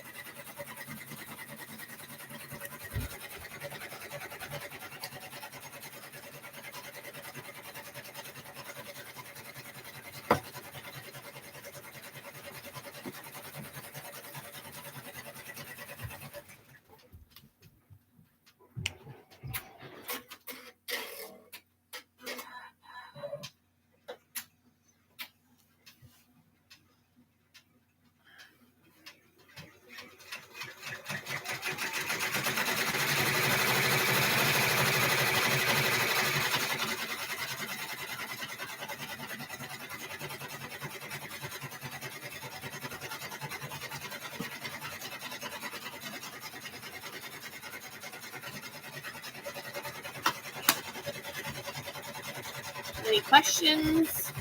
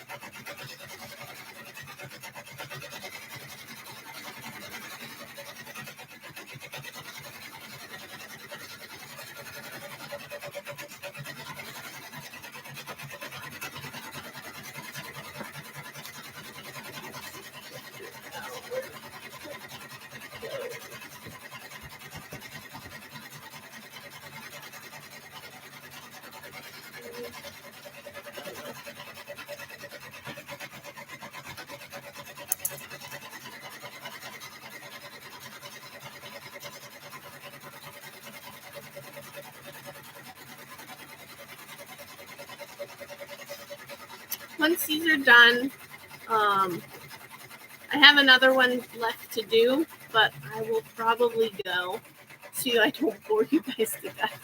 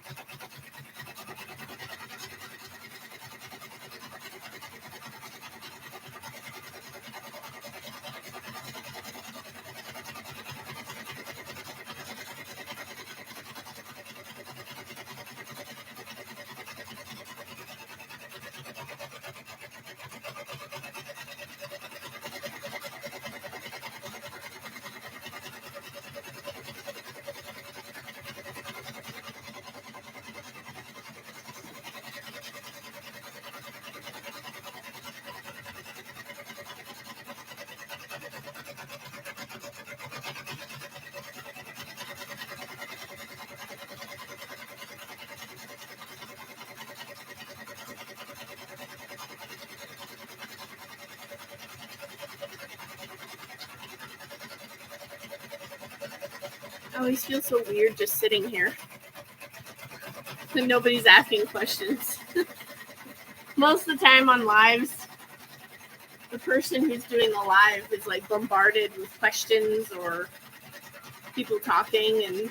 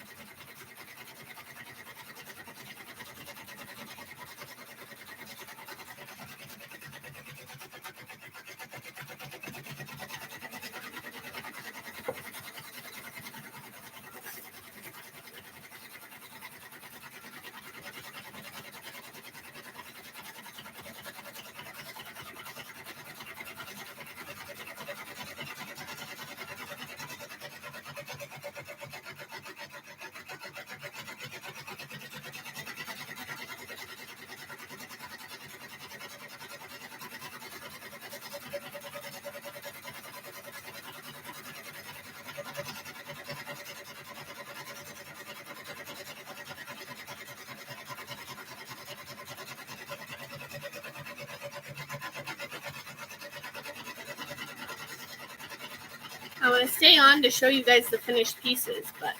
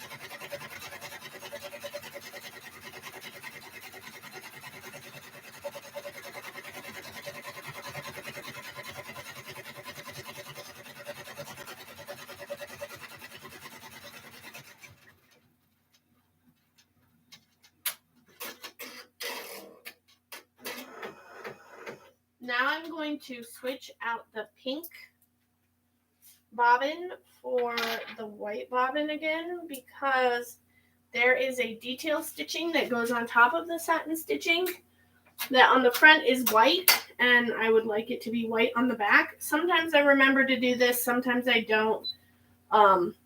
But if I'm going to do it for one of them that's part of an order, I'm going to do it for all of them that's part of an order. So I will do it on the next one too.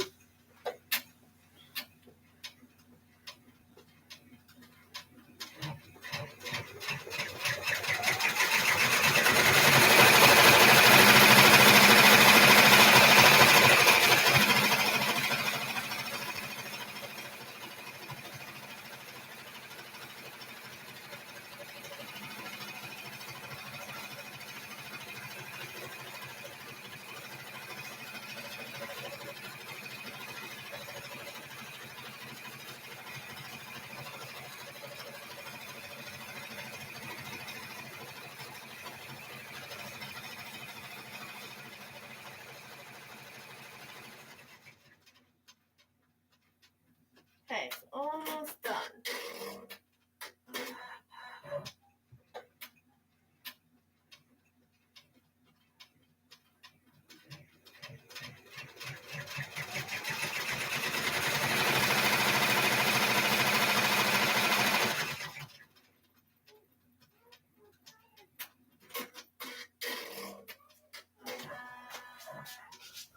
Just have one more to go.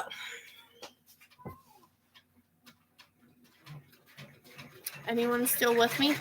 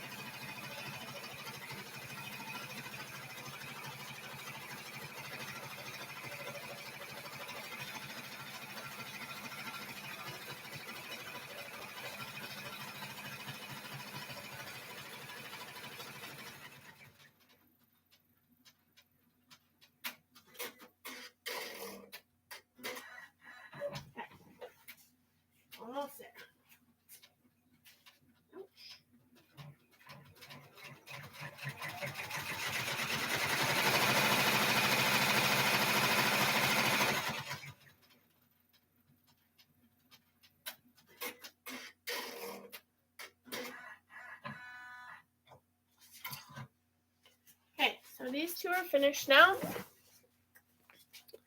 So I can pop them out, trim them up a little.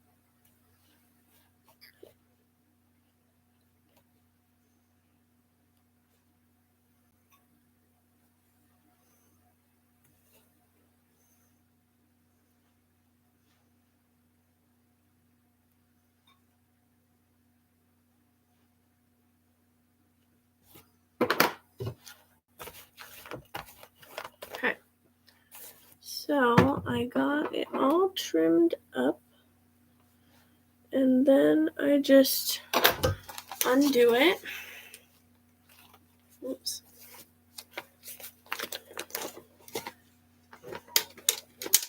Oh. And then I just tear them out, because this is just tearaway stabilizer. I did purchase some wash away stabilizer to see if I would like that. And the practice run that I did, I didn't like it just because it didn't seem stable enough for me. It's pretty flimsy, especially for tags. I like to have a little bit of, it's still floppy, but it's not super bad.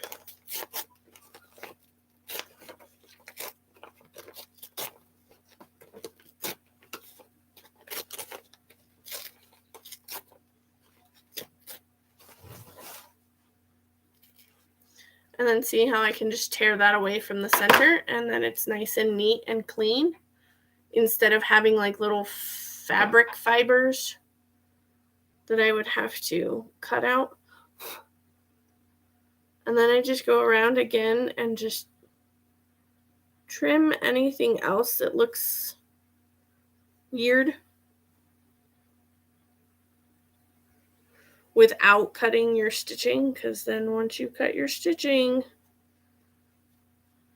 you can't come back from that. You have to redo it. So this one looked pretty good.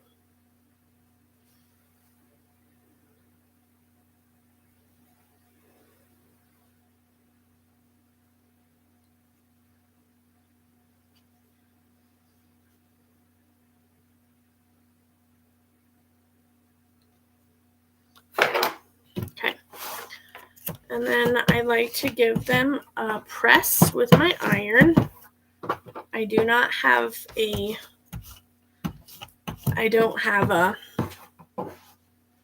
heat press. One day maybe, but so I give it a quick press with my iron on the back and the front.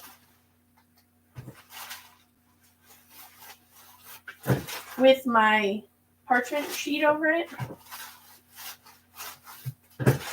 just so that it doesn't harm any stitching.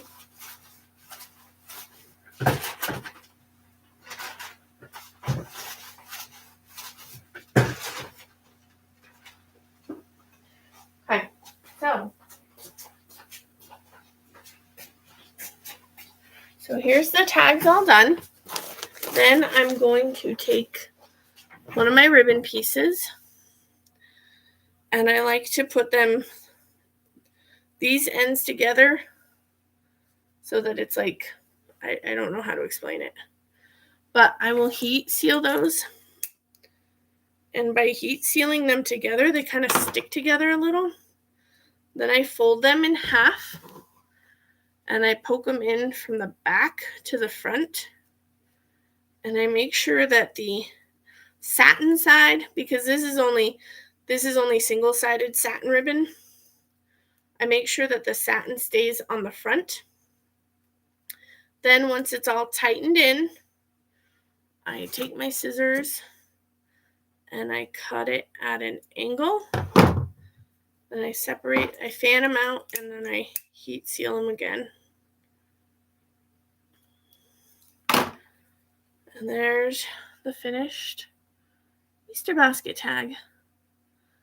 And then you'll just use this ribbon to tie it to the Easter basket. Now I'll do the same thing with Charlotte. And I still get thread everywhere. I heat seal it. Fold it in half. Put it through the back to the front. Keep the satin side facing you. Grab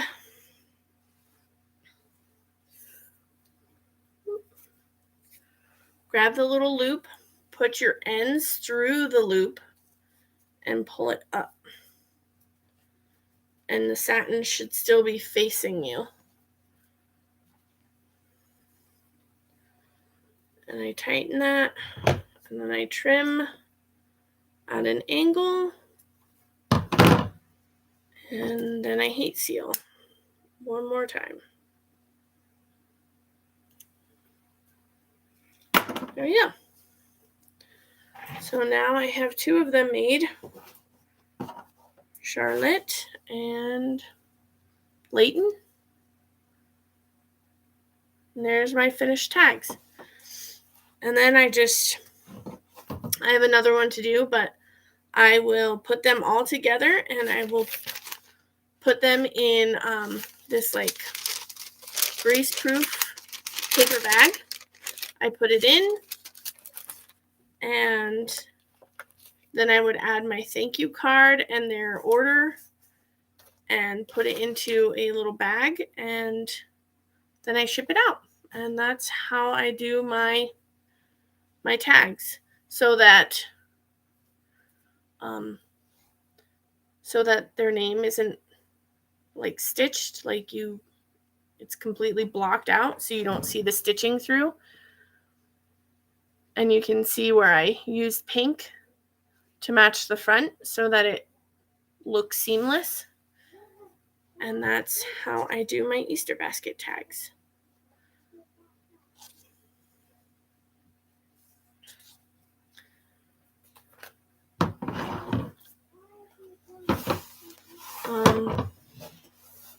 If there's no other questions, I guess I will head out. I have one more to do. So, if there's no more questions, thank you everyone who joined me today.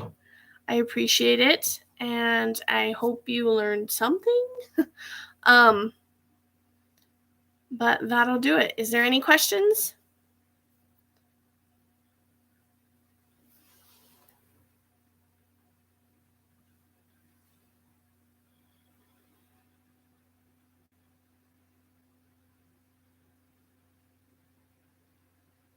Okay, guys. Well, I will see you next time. Thank you so much for joining, and have a great day, guys. Bye.